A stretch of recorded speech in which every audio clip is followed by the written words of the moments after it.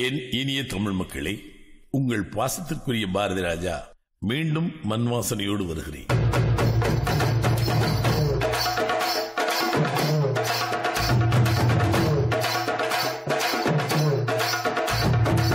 முகவரி இன்றி கிடக்கும் கடிதங்களைப் போல ஆயிரம் ஆயிரமாய் இங்கும் அங்கும் கொட்டி கிடக்கின்றது எங்கள் கிராமத்து கதைகள்.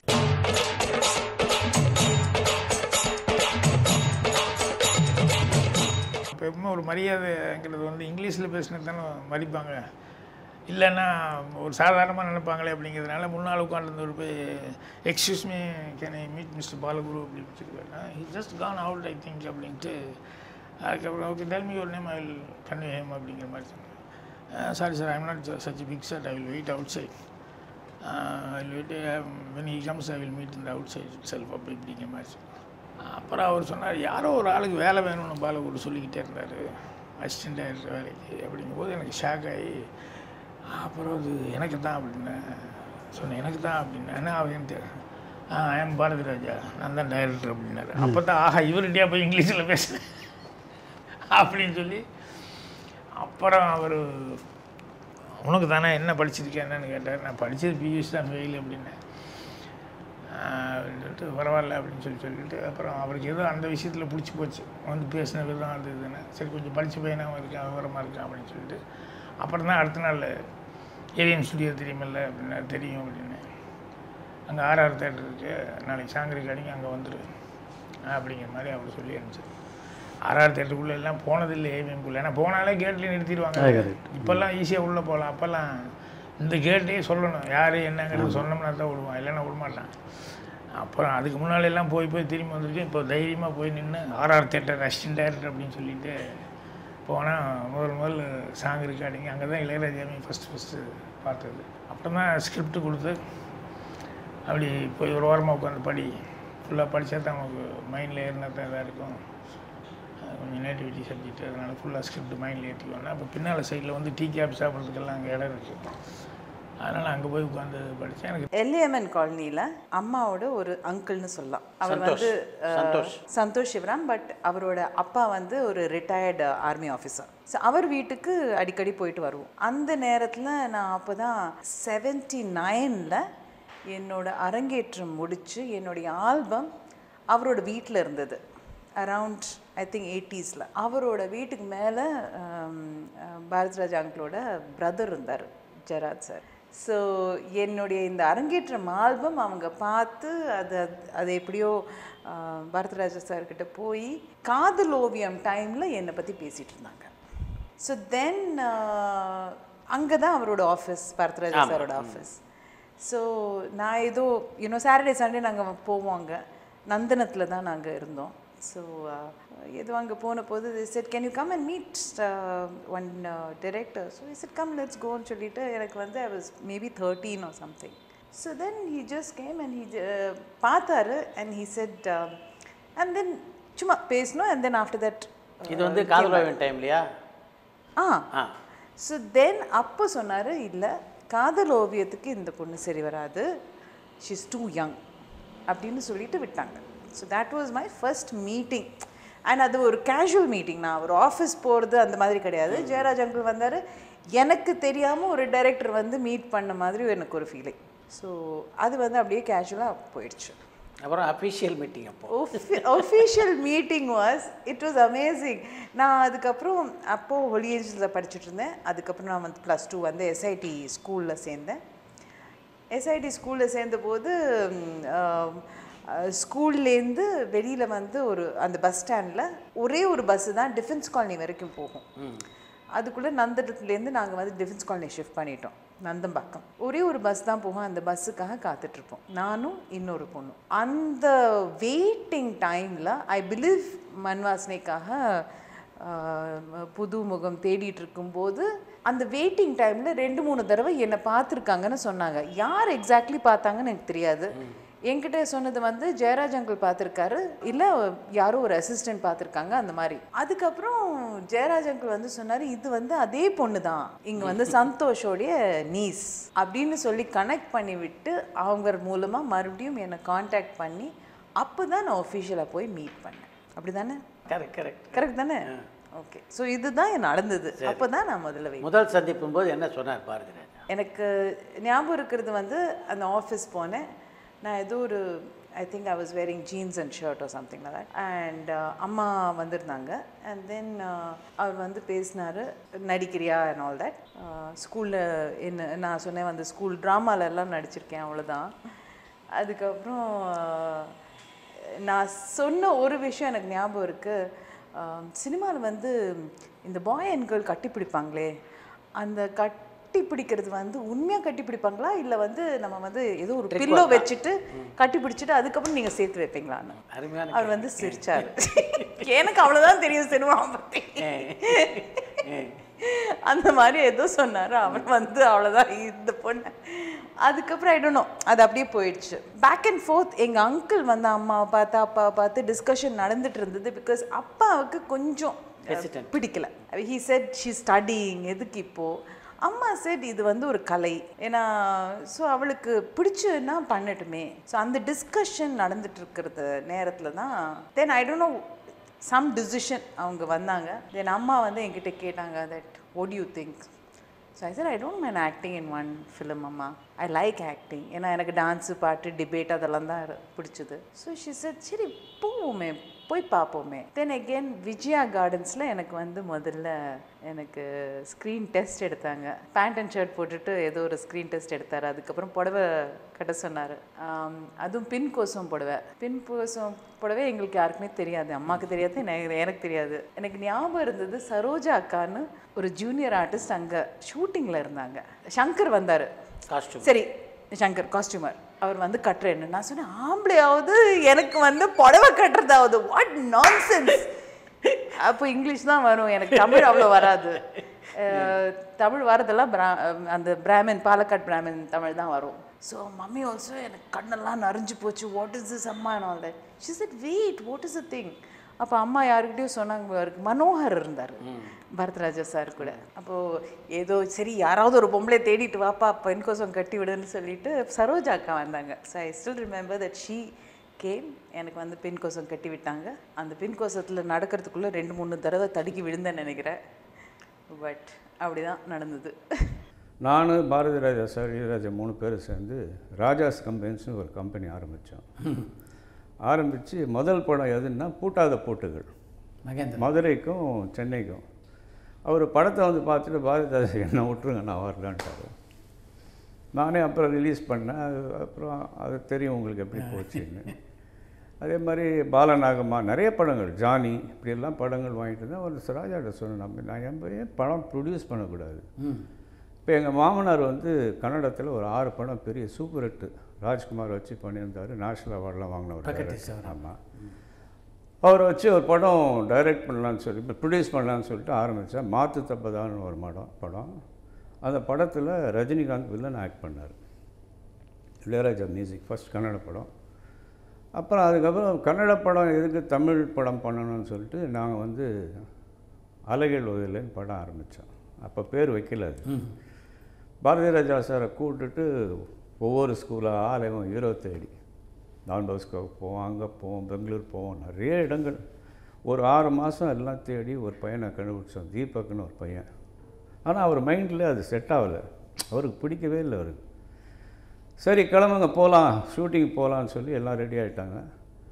அப்போது இதுக்கு முன்னாடி ஒரு இன்சிடென்ட் என்ன நடந்ததுன்னா, இளையராஜா வந்து அவங்க அண்ணன் உடம்பு சரியில்லாமல் இருந்தார். மூகாம்பிகாவை வேண்டி நான் ராயல்ட்டிலாம் கொண்டாந்து கொடுக்குறேன்னு வேண்டிக்கிட்டார். என்னையும் கூட சேர்த்து கூப்பிட்டு போகிறார். போகிற வழியில் இந்த படத்தை எங்கள் அண்ணனுக்கு கொடுத்துருங்கன்னாரு. சரி ஓகே நோ ப்ராப்ளம். ஸோ அவங்க அண்ணன் ப்ரொடியூசர் ஆகிட்டார். திரும்பி வந்தோடனே பாரதிராஜா கேட்டார் என்னாச்சு அப்படின்னா, இல்லை அவருக்கு பிரதருக்கு கொடுக்கணுன்னாரு. அப்படியா சரி, ஆனால் நீ இந்த படத்தில் நடிக்கணுன்னாரு. நான் சொன்னேன் ஐயோ என்னை விட்டுருங்க, எனக்கு நடிப்பே வராது. நான் சொல்கிறது இதுக்கப்புறம் சொல்கிற ஒரு விஷயத்தில் நீங்களே ஒத்துக்குவீங்க, ஏன் நடிப்பு வராதுன்னு சொன்னேன். ரெண்டாவது வீட்டில் வேறு ஒய்ஃபை கேட்கணும். அவர் வந்தார், வீட்டில் வந்து கேட்டார். இல்லை ஏன்னா ஃபாதர் வந்து சினிமாவில் இருந்ததுனால சினிமாவை பற்றி ஒரு சின்ன பயம் இருந்தது அவங்களுக்கு. அப்போ சொன்னார் இல்லை முடியாதுன்னுச்சு. 2வது தடவை வந்து கேட்டார். அவருக்கு லவ் சீனெல்லாம் இல்லைம்மா, நான் வந்து ஒரு வில்லனிக் ரோல் தான். ஆனால் உடனே சொல்லிடுச்சு, நீ நடிக்க போனீன்னா உனக்கு கல்யாணம் ஆச்சுன்னு வந்து யார்கிட்டையும் சொல்லக்கூடாது. என்னுடைய ப்ரைவசி போயிடும். நான் பிள்ளைங்கள ஸ்கூலுக்கு கூப்பிட்டு போகிறதெல்லாம் கெட்டு போகும். ஆனால் சினிமாவில் யாருக்குமே என்னை வந்து கல்யாணம் ஆச்சுன்னு தெரியாது. ஒரு வகையில் உங்களுக்கு சௌரியமான ஒரு முடிவு. இல்லை, நான் ஷூட்டிங் முடிஞ்ச நேரம் வீட்டுக்கு வந்துடுவேன். சம்மர் ஹாலிடேஸ் வந்தால் பிள்ளைங்களை கூப்பிட்டுட்டு எங்கேயா ஃபாரின் போகிறது. ஏன்னா அந்த எக்ஸ்போர்ட் பிஸ்னஸ் கண்டினியூட்டி இருக்குது. ஆரம்பத்தில் வந்து சார் வந்து என்ன சொன்னாலும் நம்ம வந்து ஒரு எப்படி சொல்கிறது, ஒரு சின்ன நியூ பார்ன் பேபி மாதிரி we were just receiving everything. அது எல்லாத்தையும் அப்படியே சார் எப்படி சொன்னாரோ அதெல்லாம் உள்வாங்கிக்கிட்ட சொல்கிற மாதிரி. ஐ திங்க் செகண்ட் படத்தில் வந்து நமக்குன்னு ஒரு தாட் ப்ராசஸ் வரும் இல்லையா. அப்போ சார்கிட்ட திருப்பி பேச ஆரம்பிச்சிட்டேன் கொஞ்சம். சார் இப்படி பண்ணலாமா அப்படி பண்ணலாமான்னு. So but I think sir also I think அந்த ஸ்டேஜில் he recognise that he was not like ரூடெல்லாம் இல்லை என்கிட்ட. இன்னும் அவர் வந்து கோமாலாம் என்கிட்ட, ஏன்னா செகண்ட் படத்துலேயே நான் அடியும் வாங்கலை, நான் திட்டும் வாங்கலை. ஸோ நான் வந்து அந்த விதத்தில் ஐ think I was very lucky. But I think he understood okay இவளுக்கு ஏதோ கொஞ்சம் இந்த லாஸ்ட் 3-4 இயர்ஸில் ஒரு எக்ஸ்பீரியன்ஸ் வந்து, ஏன்னா ஐ திங்க் ஃபர்ஸ்ட் மூவிக்கும் செகண்ட் மூவிக்கும் 3 இயர்ஸ் டிஃப்ரென்ஸ் தான் சாரோட. ஸோ 1990 அதோட shoot, Kizhakku Cheemayile was 1993.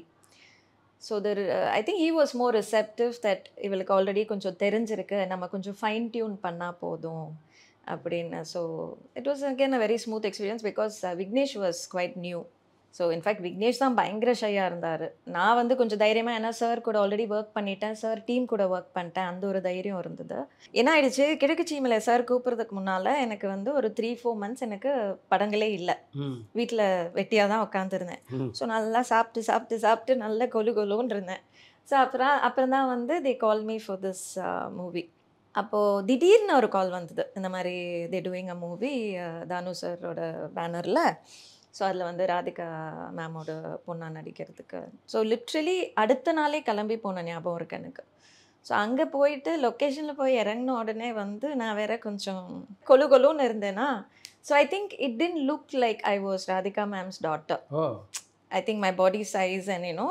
So then every one was like இது எப்படி செட் ஆகும், யூனோ ஃபார் ராதிகா மேம்க்கு எப்படி டாக்டராக செட் ஆகும் அப்படின்ட்டு. ஈவன் ராதிகா மேமும் சொன்னாங்க அது, you know she looks more mature to be my daughter அப்படின்ட்டு. அப்போ சார் சொன்னார், இல்லை நான் மாற்றுறதா இல்லை, ஆர்டிஸ்ட்டை மாற்றுறதா இல்லை. So he looked at me and set உனக்கு 1 வாரம் ஷூட் கிடையாது. சரிண்ணா, அப்போ எதுக்கு சார் வந்தேன் அப்படின்னு. நீ இப்போ உடம்ப குறைக்கிற, நீ எப்படி குறைக்கிறேன்னு எனக்கு தெரியாது. I'll give you exactly 1 week. You must come to set every day, no sitting in the room and sitting and eating and sleeping. You will come to set, you will watch the shoot and you will diet and you will reduce your weight. நீங்கள் நம்ப மாட்டீங்க, all I had was carrots and soup. For 7 days I was on a raw carrot diet and a soup diet.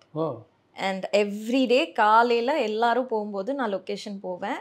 Whole day I will stay in the location. எந்த சீனும் இருக்காது, ஒன்றும் கிடையாது பண்ணுறதுக்கு. எல்லாரும் நடிக்கிறத பார்த்துட்டு சார் எப்படி வந்து டைரக்ட் பண்ணுறாருன்னு பார்த்துட்டு எல்லாரும் கூட கதை பேசிட்டு 1 week அப்புறம் தான் and we checked my weight, I had reduced.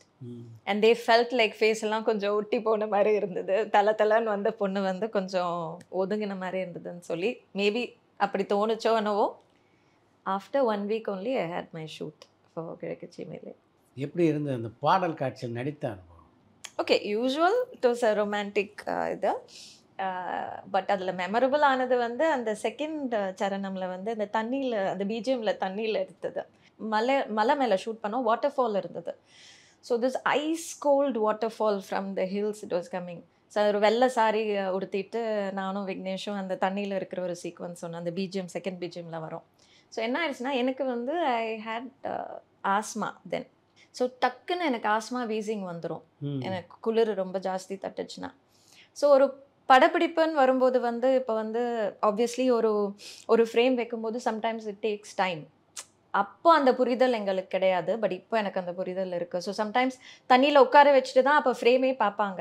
So என்ன ஆயிடுச்சு, I think the second day of shoot of the song, second day of ஷூட்டில் வந்து இந்த தண்ணியில் இப்படியே உட்கார வச்சுட்டு, அப்போ கண்ணன் சார் தான் கேமராமேன். அப்போ வந்து ஃப்ரேம் பார்த்துட்டு அதெல்லாம் வந்து ஃபியூ ஷார்ட்ஸ் எடுக்கிறதுக்கே, ஒரு 2-3 ஷார்ட் எடுக்கிறதுக்கே ஆல்மோஸ்ட் வந்து ஒரு 3/4 நாள் ஆயிடுச்சு. So literally morning to almost like lunch break I am sitting in the ice cold water.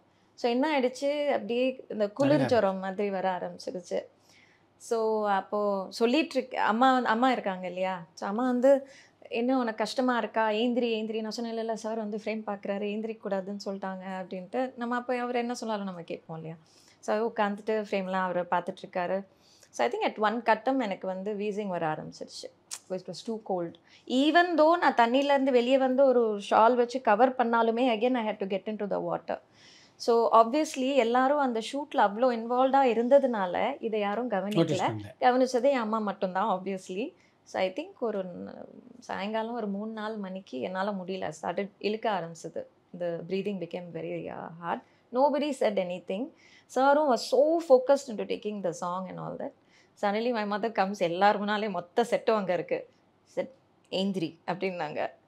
I set மா நோமா, ஏந்திரிச்சு வா அப்படின்னாங்க. தென் ஐ செட் நோமா there shooting, I don't care, you just இப்போ நீ ஏந்திரிச்சு நீ வரணும், nobody is going to shoot anything. அடுத்த இன்னும் ஒரு 10 நிமிஷத்தில் உனக்கு ஆஸ்மா அட்டாக் வரப்போகுது, we better go to the doctor அப்படின்ட்டு. பிகாஸ் வந்துருச்சுன்னா I have to use a inhaler, otherwise I can't breath.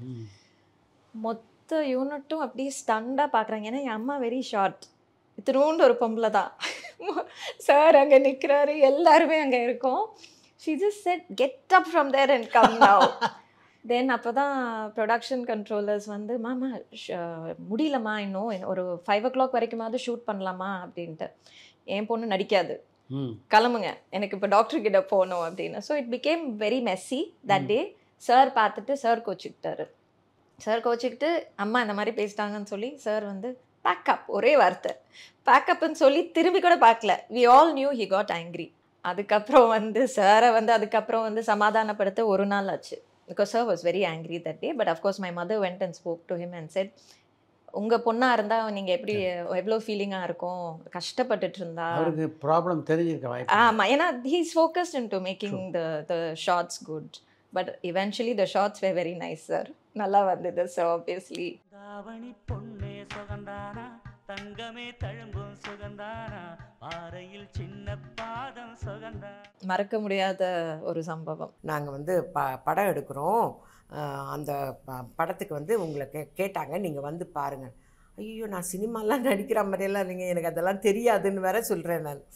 இல்லை நீங்கள் வந்து பாருங்கள், இதுதான் அட்ரஸ்ன்னு சொல்லிட்டு ராஜ்கன் சார் நம்பர்லாம் கொடுத்துட்டு, அதாவது நம்ம நீங்கள் வந்தீங்கன்னா ஸ்ரீதேவி வீட்டு பக்கத்து சந்துன்னு சொல்கிறாங்க, டி நகரில். அப்புறம் என் கடையில் இருந்தவங்களாம் சொன்னாங்க, ஏதோ தெரியல, நீ போய் பாரு. வேணாம்ப்பா, சினிமா எடுத்து தான் நம்ம வந்து நான் வேலைக்கே வந்திருக்கிறேன், இந்த பொசிஷனுக்கு வந்துட்டேன், அதெல்லாம் நமக்கு ஒத்து வராது, எங்கள் வீட்டில் முதல்ல எங்கள் அப்பாலாம் விட மாட்டாங்க.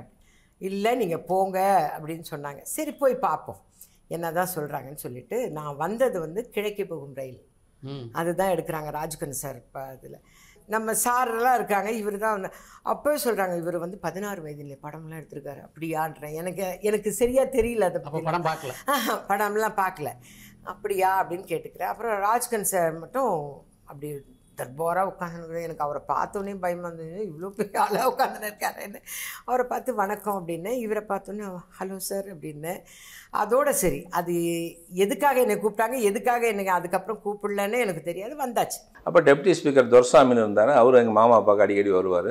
இப்போ அவர்கிட்ட வந்து இது மாதிரி சினிமா நடிக்கணும்னு ஒரு ஆசைப்பட்றேனே, ஏதாவது சான்ஸ் இருந்தால் சொல்லுங்கள். பாரதிராஜ் சார் எனக்கு க்ளோஸ் ஃபேமிலி ஃப்ரெண்டு, எங்கள் மாமா மச்சானும் அவரும் ரொம்ப க்ளோஸு.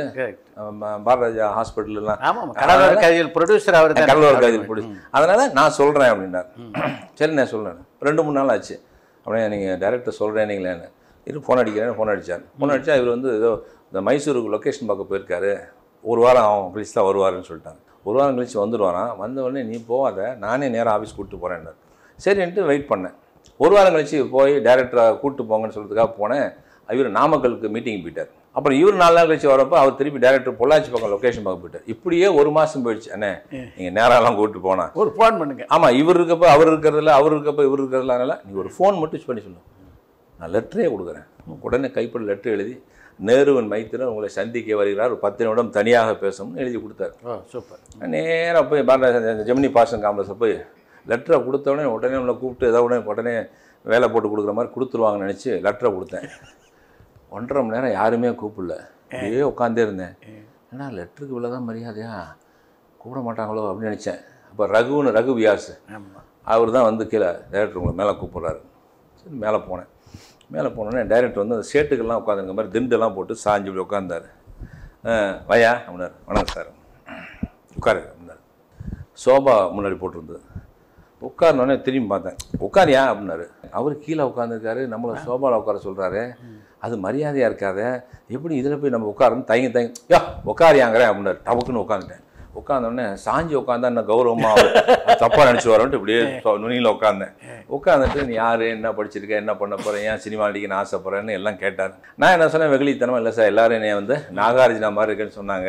இந்த உதயம்னு ஒரு படம் வந்து பார்த்தேன் சார், அதனால் நீ நடிக்கலாமேன்னு எனக்கு சொன்னாங்க சார் நண்பர்களாம், அதனால தான் சார் நடிக்கணும்னு வந்தேன். நாகார்ஜுனா மாதிரி இருக்கேன்னு சொன்னாங்களா? இப்போ நானே சொல்கிறேன், நீ ஜவஹர்லால் நேரு மாதிரியே இருக்கேன்னு சொல்கிறேன், நேரு ஆயிடுவியா அப்படின்னாரு. என்னடா தெரியாமல் சொல்லி மாட்டிக்கிட்ட போகிறோங்கிட்ட. அப்படி இல்லை, நடிப்பை பற்றி உனக்கு என்ன தெரியும்னாரு. சார் நானும் ஏதாவது நீங்கள் உங்களை பார்க்க வரும்போது நீங்கள் கேட்டிங்கன்னா ஏதாவது நடித்து காமிக்கணும்னு 10 நாளாக யோசிச்சு பார்த்தேன் சார், ஒன்றுமே புரியல சார். அப்புறம் எப்படியா நடிப்பேன் அப்படின்னாரு. நீங்கள் என்ன சொல்லி கொடுக்குறீங்களோ அதை கண்டிப்பாக செய்வேன் சார். அந்த கான்ஃபிடென்ட் உனக்கு இருக்கா? நிச்சயமாக இருக்குது சார். உன்னை நம்பி கூப்பிட்டு போகலாமா சார்? நம்பி கூப்பிட்டு போங்க சார், எனக்கு ஒரு லைஃப் கொடுங்க சார். அந்த நேரம் புதுநெல்லு புதுநாது படத்துக்காக கதாநாயகி கேரக்டர் ஆர்டிஸ்ட்லாம் செலக்ட் பண்ணியிருந்தார். நம்ம மூஞ்சி பார்த்தாவே மீசை பெருசாக வச்சுருப்பேன், மூஞ்சை பார்த்தாவே வில்லன் மாதிரி நினச்சாரத்தில் கூப்பிட்டு போயிட்டார். திருநெல்வேலி மாவட்டத்தில் அம்பாசமுத்திரம் டார்க்கில் 30 நாள் ஷூட்டிங் பிளான் பண்ணி போயாச்சு. முதல் 2 நாள் குற்றாலத்தில் எடுத்தோம், அப்புறம் அம்பாசமுத்திரத்தில். ஹீரோயினுக்கு சாங் எடுக்கிறார். அப்படியே நான் இப்போ ஒயிட் பேண்ட் ஒயிட் ஷர்ட் தான் இருப்பேன் எப்பவுமே. 2000 பேர் ஜனங்க வேடிக்கை பார்க்குறாங்க. ஷூட்டிங் பாரதிராஜா படம்னா ஷூட்டிங் க்ரௌடு வந்துடும் இல்லையா? வேடிக்கை பார்க்கும்போது ஏய் இவரு தான் ஹீரோ போல இருக்குது அப்படி என்னைய பார்த்து, எனக்கு என்னன்னே தெரியாது, சரி பேசிக்கிட்டு நானும் பேசாமல் கூட்டத்தோட கூட இன்னும் வேடிக்கை பார்த்துட்ருக்கேன். 2 நாள் ஆச்சு, 4 நாள் ஆச்சு, 10 நாள் ஆச்சு, 25 நாள் கேமரா முன்னாடியே நிற்க வைக்கல. ஏன்னா 30 நாள் ஷூட்டிங்னு வந்தோம், 25 நாள் போயிடுச்சு, இன்ன வரைக்கும் கேமரா முன்னாடியே நிற்க வைக்கலையே, சும்மாச்சும் மந்திரி மச்சான் கூப்பிட்டு விட்டார் போல இருக்குன்னு நினச்சேன். 26ஆவது நாள் கூப்பிட்டு யோ அவனுக்கு மேக்கப் போடுங்க அப்படின்னு என்னை ஒரு மரத்தடியில் உட்கார வச்சு மேக்கப் போட்டாங்க. சீதாராமன் சுந்தரமூர்த்தி அண்ணன் ஒரு பாஸ் மேக்கப் போட்டு ஃபுல் மேக்கப் போட்டு ட்ரெஸ் பண்ணிவிட்டு ஒரு பெரிய கண்ணாடி எடுத்து இப்படி காமிச்சாங்க. ஒரே அழுக்க வந்துருச்சு எனக்கு. ஏன்னா 27 வயசுலேயே 60 வயசு கிளம்ப வேஷம். ஏன்னா நம்ம வீட்லேயே நம்ம அடையாளம் தெரியாதே, ஓடிடலாமான்னு பார்த்தேன். சரி வந்தாச்சு, முதல்ல மேக்கப்னான்னு தெரியாது, போட்டாச்சு, நடிப்புனான்னு தெரியாது, நடிச்சு ஒரு சீனாக நடிச்சுட்டு போயிடுவோம் அப்படின்ட்டு போனேன். ஒரு வாத்தியாரை தூக்கில் போடுற சீன், முதல்ல ஒரு ஆளை காலி பண்ணுற சீன், விளங்க வேணாம். எடுத்தோடனே அருவி மதியை தூக்கில் தொங்க வர்ற சீனு. இன்னும் சோகமாயிட்டேன். அப்படியே ஏன்டா உங்களுக்கு இந்த சீன் பிடிக்கலையா அப்படின்னாரு. இப்போ தான் முதல்ல சான்ஸ் கொடுக்குறாரு. ஆமாம் சார், நீங்கள் கொடுக்குறது பிடிக்கலன்னு சொன்னால் அனுப்பிச்சிடுவாரு பயம். இல்லை சார் அதெல்லாம் ஒன்றும் இல்லை மூஞ்சை பார்த்தா சரியா இல்லை எதுன்னு சொல்லி டக்குன்னு அந்த ஸ்பாட்லேயே உடனே ஒரு மங்களகரமாக டைலாக் எழுதி அதை நடிச்சும் காமிச்சார். நான் தமிழ் சினிமாவில் பேசுன முதல் டைலாக், வர்ற லட்சுமியை யாரா தடுத்து நிறுத்த முடியும், நான் எப்போவுமே நல்லதை தான் சொல்வேன், நல்லதை தான் செய்வேன், ஜனங்க புரிஞ்சுக்கணும். இதுதான் நான் தமிழ் சினிமாவில் பேசின முதல் டைலாகு. அப்புறம் தான் படிப்படியாக கொஞ்சம் கொஞ்சமாக லட்சுமி நம்ம பக்கம் வர ஆரம்பிச்சிது. அந்த படம் ரிலீஸுக்கு ரெடி ஆகிடுச்சு. ரெடி ஆகிட்டு ஒரு வாரத்துக்கு முன்னாடி எல்லாருக்கும் எங்கள் டைரக்டர் வந்து பேர் மாற்றுவார். உங்களுக்கு தெரியாத ஒன்றும் இல்லை, நீங்களும் நம்ம டைரக்டரோட ஆட்கள் தானே. அப்போ வந்து பேர் மாற்றும் போது ராதா, ரத்தி, ரேவதி, ரேகா, ரமான்னு இப்படி பேர் வைப்பாருன்னு, நான் உங்களுக்கு பேர் மாற்றலான் இருக்கேன் அப்படின்ட்டார். ஏன் சார் குமரேசனுங்கிறது நல்லா தான் சார், உனக்கு நல்லா இருக்குடா, ஜனங்களுக்கு நல்லா இருக்கும்ல, அதனால் அவன் பேர் மாற்றலாம். நான் எப்பவுமே எல்லா ஆர்டிஸ்ட்டுக்கும் பேர் மாற்றுவேன்னார். நீ ஏன் 6 வயசுலேயே ஒரு 25 பேர் எழுதிட்டு வா, அதில் ஒரு பேரை செலக்ட் பண்ணி வைக்கிறேன்னார். நான் உடனே டெலிஃபோன் டேட் வச்சு 2 நாள் புரட்டி பேர் கொண்டு எழுதி கொண்டு போனேன். அதில் ஒரு பேர் தான் ராகுல், அதை தான் ஹீரோவுக்கு தூக்கி வச்சிட்டார். ஆனால் எனக்கு உருவத்துக்கு ஏற்ற மாதிரி ஒரு பேர் அமையல, நானாக ஒரு பேர் வைக்கிறேன் போ அப்படின்ட்டார். ரிலீஸுக்கு 2 நாளைக்கு முன்னாடி கூப்பிட்டு உனக்கு நெப்போலியன் பேர் வைக்கிறேன்னு இருக்கார். சூப்பர். நெப்போலியங்கிறது பாட்டில் பேராச்சே, எல்லாரும் சொல்லி கிண்டல் பண்ணுவாங்களே அப்படின்னு சொல்லி கொஞ்சம் தயங்கினேன். ஏன்டா அந்த பேர் பிடிக்கலையான்னாரு. திருப்பி ஏதாவது பேர் பிடிக்கலன்னு சொல்லி 10 சீனாக கட் பண்ணிடுவான் பயந்து. இல்லை சார் நீங்கள் பார்த்து குப்பேன் சுப்பேன்னு எதோ வச்சாலும் ஓகே சார் அப்படின்ட்டேன். நெப்போலியன் தாண்டா இனிமேல் உனக்கு ஆயுசுங்க போ அப்படின்ட்டார். வெளியே வந்தாச்சு. என் நண்பர்கள்லாம் என்ன உங்கள் டைரக்டர் ஏதோ பேர் மாற்றுறேன்னு சொன்னாரே, மாற்றிட்டார். என்ன பேர்? நெப்போலியன் வச்சுக்காரு. ஓஹோ நெப்போலியனா, ஏன் ஒரு ராயல் சேலஞ்சு மெக்டோவல் விஸ்கின்னு இப்படி வச்சிருக்கலாமே அப்படின்னு கிண்டல் பண்ணாங்க. நான் சொன்னேன் அப்படி இல்லைடா, ரமேஷ், சுரேஷ், பாபுன்னு வச்சா தமிழ் சினிமாவுக்கு, சசி கபூர், சிசி கபூர், அனில் கபூர்னு வச்சா ஹிந்தி ஃபீல்டுக்கு, நான் ஹாலிவுட்டில் நடிக்கிறேன் தானே எங்கள் டைரக்டர் நெப்போலியன் பேர் வச்சுக்காரு, உலகம் பூரா எங்கே போனாலும் பேர் மாற்ற வேண்டிய அவசியம்னு சொல்லி சமாளித்தேன். அவர் சொன்ன முகூர்த்தமோ வாய் முகூர்த்தமோ இன்றைக்கி அதே மாதிரி ஹாலிவுட்டில் 4 படம் நடிச்சு. கரெக்ட், அதான் பெரிய விஷயம். இதுதான் என்னுடைய சினிமாவில் ஒரு பெரிய ஜேர்னியாக எனக்கு வந்து அமைஞ்சது. நடிகராக முதல்ல பாரதியாருடைய இயக்கத்தில் நடித்த போது எப்படி இருந்தது? அதான் சொன்னேன், எனக்கு நடிக்கவே தெரியாதுன்னு சொன்னேன். அதை பாருங்கள், எதுக்காக அதை சொன்னன்றதை சொல்லணும்னு நினச்சேன்ல. பிரசாந்த் கூட கலைமாமணி கொடுத்தாங்க. என்ன ஒரு நடிகை நான் ஏற்றுக்கிறேன். இதுவரைக்கும் எனக்கு கலைமாமணியை கொடுக்குறேன். நான் வந்து மிலிட்ரியில் போய் ஆர்மி ஃப்ரண்ட்டில் ஒரு படம் எடுத்தேன், பூவுக்குள் போகும்னு. இந்த மினிஸ்ட்ரி ஆஃப் டிஃபென்ஸ் பர்மிஷன் வாங்கி ஃபஸ்ட்டு இந்தியன் படம் இந்த ஆர்மி. அது வந்து பாகிஸ்தான் பார்டரில். அதுக்கு எந்த அவார்டும் கொடுக்கல, ஒத்துக்கல. என்ன ஒரு நடிகனாவோ ஆர்டிஸ்டாவோ டைரக்டராகவோ என்னை வந்து ஒத்துக்கவே இல்லை யாரும். அதனால தான், இல்லைன்னா எப்போ கலைமாமணி கொடுத்தாங்க. அந்த படத்தில் உங்களுடைய பெர்ஃபார்மன்ஸ் வந்து மிகப்பெரிய பாராட்டுதலை பெற்றது. படத்தில் உங்களை பார்த்தபோது எப்படி உணர்ந்தீங்க? எனக்கு இன்னும் கொஞ்சம் இம்ப்ரூவ் பண்ணியிருக்கலாமே, இது நல்லா பெட்டராக பண்ணியிருக்கலாம் அப்படி தான் அலைகழுவதில் முடிச்சுட்டு வந்ததும் தோணின விஷயங்கள். ஆனால் அது எனக்கு வந்து இளையராஜா கூட நான் ரீரெக்கார்டிங் போகும்போதெல்லாம் நிறைய விஷயங்கள் கற்றுக்கிட்டேன். நான் ரீரெக்கார்டிங்னா என்ன, எந்த பிளேஸ்மெண்ட்டில் என்ன வாசிக்கணும், என்ன செய்யணும். அவர் சொல்லுவார், நீ மேலே போய் அந்த பாசிட்டிவில் நம்பர் போட்டு வாங்கன்னுவார். சில டைரக்டர்ஸை கூப்பிட்டு இந்த இடத்துல வந்து கொஞ்சம் எக்ஸ்டெண்ட் பண்ணி கொண்டா படத்தை, சில இடத்துல ஷார்ட் பண்ணி கொண்டாம்பார். இதெல்லாம் வந்து எனக்கு ஒரு பெரிய படிப்பினையாக இருந்தது. மியூசிக் பேக்ரவுண்டை வந்து நிறையா கற்றுக்கிட்டேன் அவர்கிட்ட. இளையராஜா வந்து பாரதிராஜா சார் படம் பண்ணும்போது அவர் வந்து ஸ்கை பேக்ரவுண்டில் க்ளோஸ் அப் எடுப்பார். அது எங்கே யூஸ் பண்ணுறாருன்னு தெரியாது, எங்கே ஷார்ட் வைக்கிறாரு, என்ன பண்ணுறாரு. இந்த வித்தைகள்லாம் நிறையா அவர்கிட்ட கற்றுக்கிட்டேன் நான். அனலாக் பீரியடில் இருந்த சில நல்ல விஷயங்கள் இப்போ டிஜிட்டல் பீரியடில் அது ரொம்ப யூஸ் ஆகுது எனக்கு. அது எனக்கு ஈஸியாக டைரக்டர் ஆக்கிடுச்சு. சினிமாவில் அதுக்கு முன்னாடி நடித்ததில்லை. முதல் நாள் படப்பிடிப்பில் பாரதியோட நடிக்கும்போது எப்படி இருந்தது? கொஞ்சம் பயமாக தான் இருந்தது.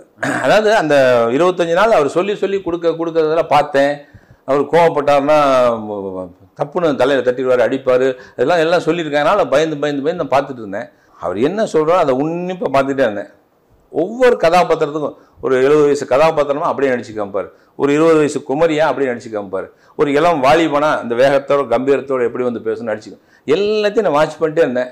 என் கதாபாத்திரத்துக்கு வரும்போது எப்படி சொன்னாரோ அதை அப்படியே கிரகிச்சு அவர் செய்கிறதுல ஒரு 10% நம்ம எப்படியாவது கரெக்டாக பண்ணால் போதுன்னு அதே மாதிரி நினச்சேன். அது மாதிரி செஞ்சேன், நல்ல பேர் வந்துச்சு. அது தொடர்ந்து அந்த கேரக்டர்கள் நடிக்க அவர் சொன்னார், டேய் எனக்கு இந்த எஸ்பி ரங்காராவ்னு ஒரு பழைய நடிகர் இருக்காரா, உன்னை பார்த்தா எனக்கு அவர் சாயல் தோணுதுடா, நல்லா பண்ணுறடா, நீ நல்லா வருவேன்னு அன்றைக்கி சொன்னார். வாய் முகூர்த்தம் படிச்சிச்சு. உங்களை அறிமுகப்படுத்திய பாரதி ராஜா பொறுத்த வரைக்கும் பல டைமென்ஷனில் உங்களை பயன்படுத்தியிருக்காரு. உங்களுடைய முதல் படமான சிவப்புறாக்கள் ஆகட்டும், அதுக்கு முன்னாடி முதல் மரியாதை ஆகட்டும், இன்னொரு பக்கம் எண்ணுயிர்த்தவன் ஆகட்டும், இப்படி பலதரப்பட்ட பாத்திரங்கள் உங்களுக்கு கொடுத்தவர் அவர். அவருடைய படத்தில் நடித்த அனுபவம், அவரோட பழகிய அனுபவத்தையும் சொல்லுங்கள். எனக்கு சிகப்பு ரோஜாக்களில் அவ்வளோவா அவரோட பழகிறதுக்கெல்லாம் அது இல்லை. முதல் மரியாதை உங்களுக்கு தெரியும், எல்ஏஎம்என் காலனியில் டெஸ்ட்டுக்கு வர சொன்னாங்க. சந்தோஷம், ஒரு மிகப்பெரிய சந்தோஷம். என்னென்னா பாரதி ராஜா சார் டைரக்ஷனில் நடிக்கிறோங்கிறது எனக்கு அது வந்து என்ன, ஒருவேளை அவர் நம்ம டைரக்டர்ன்றதுனால அந்த ஃபீலிங் இல்லையோ என்னவோ தெரியல. சிவாஜி அப்பாவோட ஒய்ஃபாக நடிக்க போகிறோம். அப்போ தான் நான் வந்து வாக்கனவாவில் அவருக்கு மகளாக நடிக்கிறேன் சிவாஜி ஃபிலிம்ஸில். அதில் வந்து சுஜாதா அம்மா வந்து ரெட்டை மூக்குத்தி, அவங்க வந்து ஒற்றை மூக்குத்தி தான் போட்டிருந்தாங்க. நம்மளும் சிவாஜி சார் பேரா நடித்தா இந்த மாதிரி ரெட்டை பக்கம் மூக்குத்தி போட்டு அவருக்கு வந்து தங்கப்பதக்கம் கேஆர் விஜயாமா மாதிரி ஒரு அன்பான மனைவியெல்லாம் நடிக்கணும். இதெல்லாம் நம்மளோட கற்பனை. அதுக்கு ஏற்ற மாதிரி இங்கே எல்ஏஎம்என் காலனிலேருந்து கூப்பிட்றாங்கன்னொன்னே, ஆஹா நம்ம வந்து சிவாஜி அப்பாவோட பேருக்குன்னு போயிட்டோம். நீ வந்து காது வளர்த்தணும், காது பண்ணணும், இங்கே கருப்பு தடவணும், அங்கே பண்ணால் அப்போ ரத்த கையெழுத்து ராஜேந்திரன் தான் மேக்கப். அவர் வந்து சும்மானா ஏதோ ஒரு பிளேட்டில் இருக்கிறதெல்லாம் போட்டுக்கிட்டு எல்லாம் பார்த்துட்டு ஓகே இதுதான் கரெக்டுன்ட்டாங்க. மைசூருக்கும் வந்துட்டேன். ஓகே நம்ம வந்து சிவாஜி அப்பாவோட நாளைக்கு நடிக்கிறோம். இதில் என்ன பல்லெல்லாம் கம்மு வச்சு போட்டு இப்போ என்னென்னவோ வந்துருச்சு. இந்த காதை வந்து இந்த சைக்கிள் டியூப்பில் ஒட்டுவாங்க தெரியுங்களா சார், அதை வச்சு ராஜேந்திரன் சார் ஒட்டுவார். ஒட்டிட்டா இப்படி எடுக்கவே முடியாது. இதெல்லாம் மாட்டிக்கிட்டு இங்கெல்லாம் கருப்பு பூசி ஓகே என்ன வேணா பண்ணுங்கப்பா, நான் சிவாஜி அப்பாவோட ஒய்ஃபு அப்படின்னு போனோன்னே நம்ம செல்வராஜ் சார் டைலாக்கு நீங்களும் தான் இருந்தீங்க. அப்போ நான் உங்ககிட்ட தான் வந்து என்ன சார் என்னை வந்து இந்த மாதிரி டைலாக் நான் போகிறேன், சிவாஜி சார் வந்து இருக்காரு, எங்கே போகிறேன் போ அப்படி. என்ன சார் நீங்களும் அப்படி சொல்கிறீங்க, அப்பச்சி கோவணத்தை காக்கா தூக்கிட்டு போயிடுச்சான் அடுப்பு ஊதுற குழல்ல அப்படின்னடா. இது யார் பேசணும், நீங்கள் தான் பேசணும். நான் பேசுகிறேன், எனக்கு தாங்க முடியல. உனக்கு கோவண துணி கூட சொந்தம் இல்லையே, அது என்ன அடுப்பு ஊதுற குச்சில அப்படி ஒரு பாட்டு. நம்ம அந்த கற்பனையில் வரோம், கேஆர் விஜயாமா மாதிரி சுஜாதாமா மாதிரி நம்ம நடிக்க போகிறோன்னு வந்து இப்படி போட்டு இவர்கிட்ட நம்ம இன்றைக்கி என்ன சான்ஸ் கேட்டோமா, ஏன் இவர் பழி வாங்குறாருன்னு எனக்கு டைரக்டர் மேலே செமக்கோ. நான் போகிறேங்கிறேன், மைசூரில் கொல்லைகாலா அங்கே கொண்டு போய் இன்றைக்கி உட்கார வச்சுருக்கீங்க, நான் போகிறேன்றேன், நீங்கள் ஒரு பக்கம். சிவாஜி சார் கிளம்பி வந்துன்னு இருக்கார், போய் எனக்கு அழுகையாக வருது. அந்த கூடை இப்படி வச்சுட்டு இப்படிப்பேன். எனக்கு டைரக்டர் மேலே அவ்வளோ கோவம், விட்டா அவர் கழுத்தை நெரிச்சிடுவோம் போல இருக்குது. அவ்வளோ கோவத்தில் அழுது ஒவ்வொரு ஷாட்டும் அவர் நடித்து காட்டணுன்னு அப்படியே மூஞ்சே திருப்பிப்பேன், பேசவே மாட்டேன், போய் நடிப்பேன். அப்போ ராதா வந்து, சேச்சி நீங்களே என்ன அடிச்சிடுங்க சேச்சி, டைரக்டர் எடுத்தாருன்னா அவர் உண்மையிலே அடிப்பார், நீ வேறு நானே வேதனைப்பட்டு நடிச்சுக்கிட்டு இருக்கிறேன், இதில் நீ எவடி அவ மல்மழுத்துட்டு போனவ பொன்னாத்தா சவறு தான் உரசிக்கிறதுக்கு வசதியாக இருக்குன்னா வாங்கடி வாங்க. இதை வந்து இப்படியே எப்படி பேசுறதுன்னே நமக்கு சுத்தமாக தெரியாதுங்க சார், எனக்கு நேட்டிவிட்டியே தெரியாது. எப்படி பேசணும்னா எனக்கு மதுரை சரோஜா அக்கா தான் எனக்கு சொல்லி கொடுப்பாங்க. அவங்கெல்லாம் தானே அங்கே இருப்பாங்க, அவங்க காஞ்சனா இவங்கெல்லாம் தான் இருப்பாங்க. மதுரை சரோஜா ஒன்றும் இல்லை பாப்பா, நீ இப்படி வச்சுக்கோ, இப்படி அக்கா எனக்கு பிடிக்கவே இல்லை, நான் போகிறேங்க்கா, எனக்கு இந்த கேரக்டரே பிடிக்கும். இல்லை சொல்லாது டேரக்டர் கோவம் வந்துடும்னு இவங்கெல்லாம் என்னை சமாதானப்படுத்தி இவங்க நடிக்க வச்சு பத்தாக்குறைக்கு ஜனகராஜ்கிட்ட வேற சொல்லுவேன், எனக்கு பிடிக்கவே இல்லைங்க, அப்படியெல்லாம் சொல்லாத, அந்த ஆள் மூர்க்கத்தனமான ஆள், அந்த 6 போது பாரு அங்கேயே தள்ளி விட்டுருவாங்க, என்ன எல்லாரும் ஆளாளுக்கு பயமுறுத்துறீங்க என்ன அப்படின்னு அப்படி பண்ண படம். ஆனால் சார் உண்மையை சொல்லணும்னா இந்த நிமிஷம் வரலும் எனக்கு சாப்பாடு போடுறது முதல் மரியாதை தான். இப்போவும் நேட்டிவிட்டியை பற்றி கதை எழுதுகிறவங்க யாராக இருந்தாலும் சரி, முதல் மரியாதை பொன்னாத்தா மாதிரி அப்படின்னு தான் எழுதுகிறாங்க. திரையில் பொன்னாத்தாவை பார்த்தப்போ எப்படி இருந்தது? எனக்கு இதுவா நான் தானான்னு எனக்கு ஆச்சரியமாக இருந்ததுங்க சார் எனக்கு. அதே மாதிரி அந்த டப்பிங் எல்லாம் பேசும்போது ஸ்லாங்கெல்லாம் எனக்கு தெரியல. டைரக்டரே தான் பிரசாத் ஸ்டுடியோவில் பண்ணுவார். அப்போது ஒரு 2 சீனா சிலதில் வந்து அங்கே டைலாக்கே பேசலை, அந்த கோழி எடுக்கிறதெல்லாம் நம்ம டைலாக்கே பேசலை. சார் எங்கே சார் சார் ஓடுது சார், எங்கே சார் பிடிக்க, எதை சார் பிடிக்கன்னு இப்படி தான் பண்ணோம். அதை வந்து இங்கே வந்து டைலாக்காக மாற்றி கொடுத்து அந்த மனுஷன் தலையில் ஈர் இருக்கா பேன் இருக்கா என்னத்தை கண்டே இதெல்லாம் வந்து இங்கே டப்பிங்கில் சொல்லி கொடுத்து ஆச்சரியப்பட்ட படம் அது. இவ்வளோ ஸ்லாங்கெல்லாம் பேசியிருக்கேன் நான் அப்படின்னு சொல்லி பார்த்த படம் அது. கிழக்குச்செவில படத்தை பொறுத்த வரைக்கும் உங்களை நடிக்கிறதுக்கு அவர் கூப்பிட்டாரு. அந்த பாத்திரமே அந்த படத்தில் இல்லை, அதுதான் உண்மை. ஆமாம், அப்படி இருக்கும்போது இதுக்கு அவ்வளோ ஆத்திரம்? அவ்வளோ கோவம்னாங்க சார். பாண்டியன் எக்ஸ்பிரஸ் பிறந்த நாளில் நடந்தது அப்படின்றதுனாலயா? அது மட்டும் இல்லைங்க சார், நம்ம வந்து ட்ரெயின் ஏறுறவரெலாம் கேட்குறோம் இல்லையா, நம்ம வந்து சார் நாளைக்கு ஏன்னா விடிஞ்சா என் பர்த்டே, அந்த பர்த்டேக்கு நான் இங்கே மெட்ராஸில் இருக்கணுன்ற ஆசையில் கேட்குறேன், கண்டிப்பாக வரணுமா சார், அப்படி தானா ஷெட்யூல்னா, இல்லை இருக்குது சீன் இருக்குது, 7:30 மணிக்கு பாண்டியன் ஏறுறவர்களும் சீன் இருக்குது இல்லைங்களா. நான் வந்து இறங்கி எல்லாருக்கும் ஸ்வீட்டெல்லாம் கொடுத்து முடித்தோடனே வடிவுக்கரசி இந்த கேரக்டர் வேணான்னு யோசிக்கிறேன்னு சுருன்னு ஏறுது. எனக்கு தோணிடுச்சுன்னா நம்ம யூனிட், அதாவது எனக்கு அந்த ஒரு பொசசிவ்னஸ், இப்போ நெப்போலியன் சார், ராதிகா, மற்றவங்க எல்லோரும் நம்ம யூனிட், ஏன்னா நம்ம டைரக்டர்கிட்டேருந்து கற்றுக்கிட்டு வந்தவங்க. விஜயகுமார் சாருங்கிறவர் வந்து அந்நியர் எனக்கு. அவர் வந்து ஃபஸ்ட்டு டைம் வேறு நடிக்கிறாரு. இவர் ஏதோ சொல்லி கொடுத்து ஒருவேளை மஞ்சுளா அக்காவை சேரன் பாண்டியன் மாதிரி ஏதோ கூப்பிட்டு வராங்க போல இருக்கு அப்படின்னு எனக்கு தோணிடுச்சிங்க சார். டைரக்டர் ஏதோ பேசிட்டாங்க இவங்க, அந்த அக்காவை கூட்டிகிட்டு வரதுக்காக தான் இனி வேணான்றார் போல இருக்கு டைரக்டர்னா. எவன் சொன்னான்னு இந்த மாதிரி கேட்குறீங்க, என்ன எந்த முண்டச்சியாவது நான் போட்டேன்னு என்னை கேளுன்னு அவர் வேறு செருப்பு எடுத்து அடிச்சுக்கிறார். இந்த நேரத்தில் இளவரசு கண்ணன் சார் வந்து வேணாங்க விட்டுடுவோங்க, சரி நீ போ, நீ ரூமுக்கு போகிற, நான் நைட்டு வந்து டிசைட் பண்ண, நீங்கள் நான் இதுக்கு மேலே டிசைட் பண்ண, இதுக்கு மேலே நீங்கள் டிசைட் பண்ணணும், நான் இப்போவே போகிறேன், இப்போவே ட்ரெயின் ஏறுறேன்னு சொல்லிவிட்டு நான் கிளம்புறேன். அந்த படம் பிரேம், அந்த பையன்தான் இருக்கு ராதிகாவோட பிள்ளையாக நடிக்க வேண்டியவன். அவன் வந்து எனக்கு ரிலேட்டிவ், எங்கள் அத்தை பையன். அவன் வந்து வாங்க அத்தாச்சி அப்படியெல்லாம் இல்லை அத்தாச்சி, நீ என்ன வந்து வச்ச பேகை ஈர துணியெல்லாம் தூக்கி போட்டு நான் ட்ரெயினுக்கு வரேங்க சார். நான் வந்து திண்டு ஏறுறேன், என்னை வந்து ஏற்றி விட்டே தரணும், நான் ஊருக்கு போயே தரேன். அப்போது ரயில்வே ஸ்டேஷன்லேருந்து பஞ்சுபாக்கு ஃபோன் பண்ணுறேன். ஃபோன் பண்ணி அப்போ ஜெயக்குமார் தான் எடுக்கிறார்.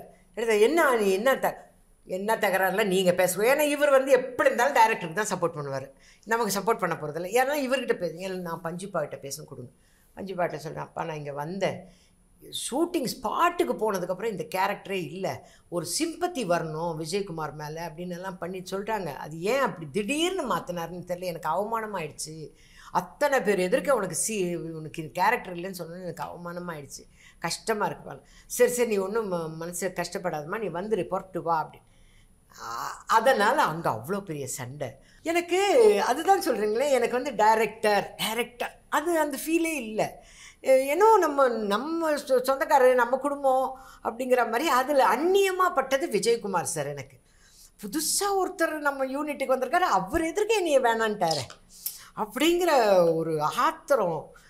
பிறந்த நாள் அதுவும் நாங்கள் ஏறவரெல்லாம் பர்மிஷன் கேட்குறேன்ல, இன்றைக்கி ஒரு நாள் விட்டுட்டு சொல்லுங்கள், நான் நாளைக்கு நைட்டு கிளம்புறேன்னா இல்லை கிளம்பியே தீரணும். நாங்கள் சித்ராக்கிட்ட பேசிட்டோம், இவர்கிட்ட பேசணும், நீ கிளம்பியே தீரணுன்றாங்கன்னு. அங்கே வந்தவொன்னே உனக்கு வேலையே இல்லைன்னு சொன்னால் எப்படி இருக்கும்? உண்மை என்ன தெரியுமா, அன்றைக்கி நைட்டு 12 மணிக்கு தான் டிசைட் ஆச்சு. முதல் நாள் நைட்டு இந்த கேரக்டர் வேணாம், எலாபரேட்டாக இருக்குது, இந்த கேரக்டருக்கு ப்ளே இல்லை. ஒரு கதாபாத்திரம் ஒரு நடிகை நடித்தா கூட நடிகைக்கு ஒரு ஸ்கோப் இருக்கணும்ல.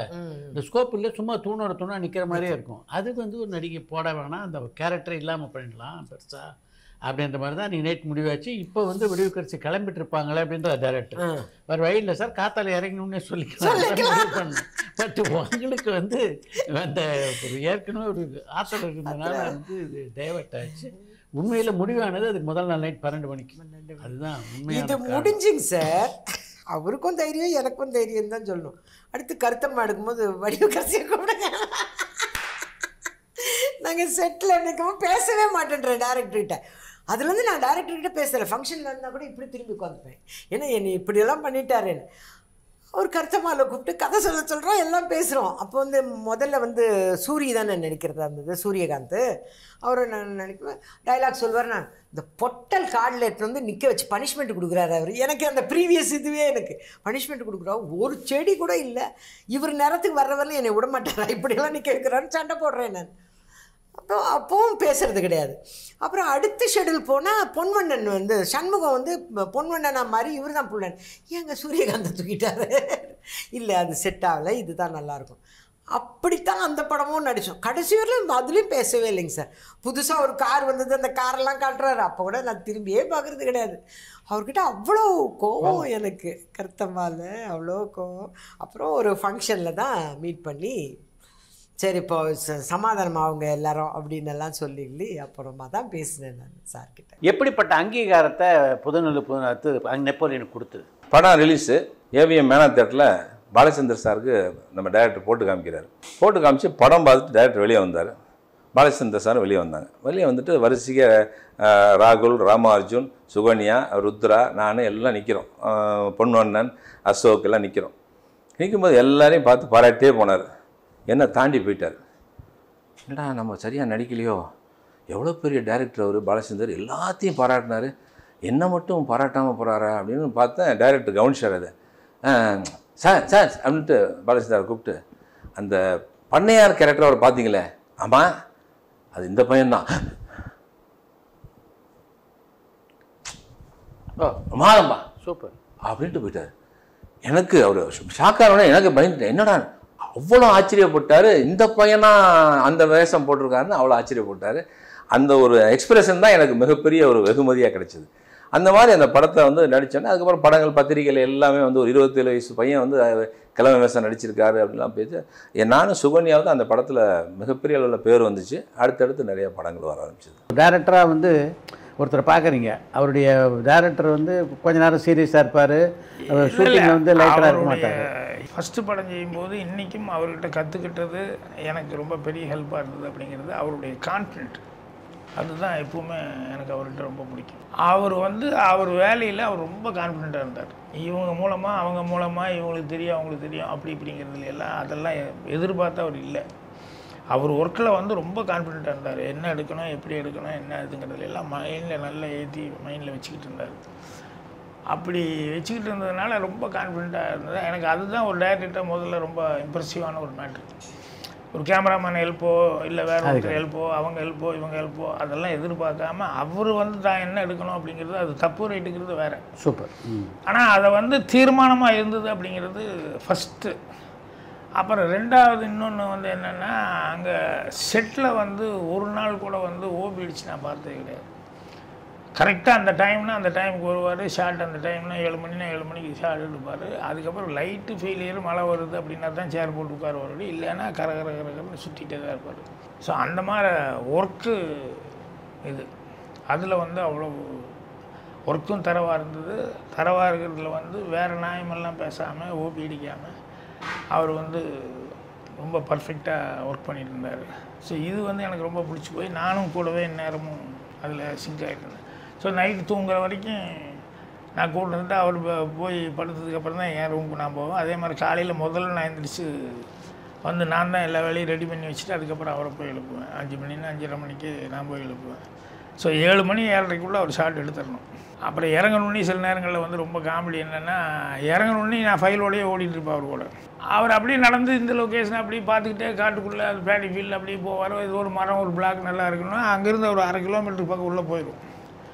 அப்புறம் போனதுக்கப்புறம் அதை பார்த்துட்டு இது நல்லா இருக்குது அப்படின்னு சொல்லிட்டு எங்கேயா கேமராமேன்னா அவர் கூட வந்துடுவார். சில நேரங்களில் அதாவது டிஃபன் சாப்பிட்டுருந்தா அப்புறம் பின்னால் ஒரு நியூஸ் பெட்டராக நினைக்கிறேன் என்ன அவர் லைட்டெல்லாம் பாட்டு ஓகே அப்படி யூனிட்டெல்லாம் வர சொல்லியா அப்படிம்பாரு. அப்புறம் நான் வந்து எல்லாத்தையும் கூப்பிட்டு தூணுவேன்.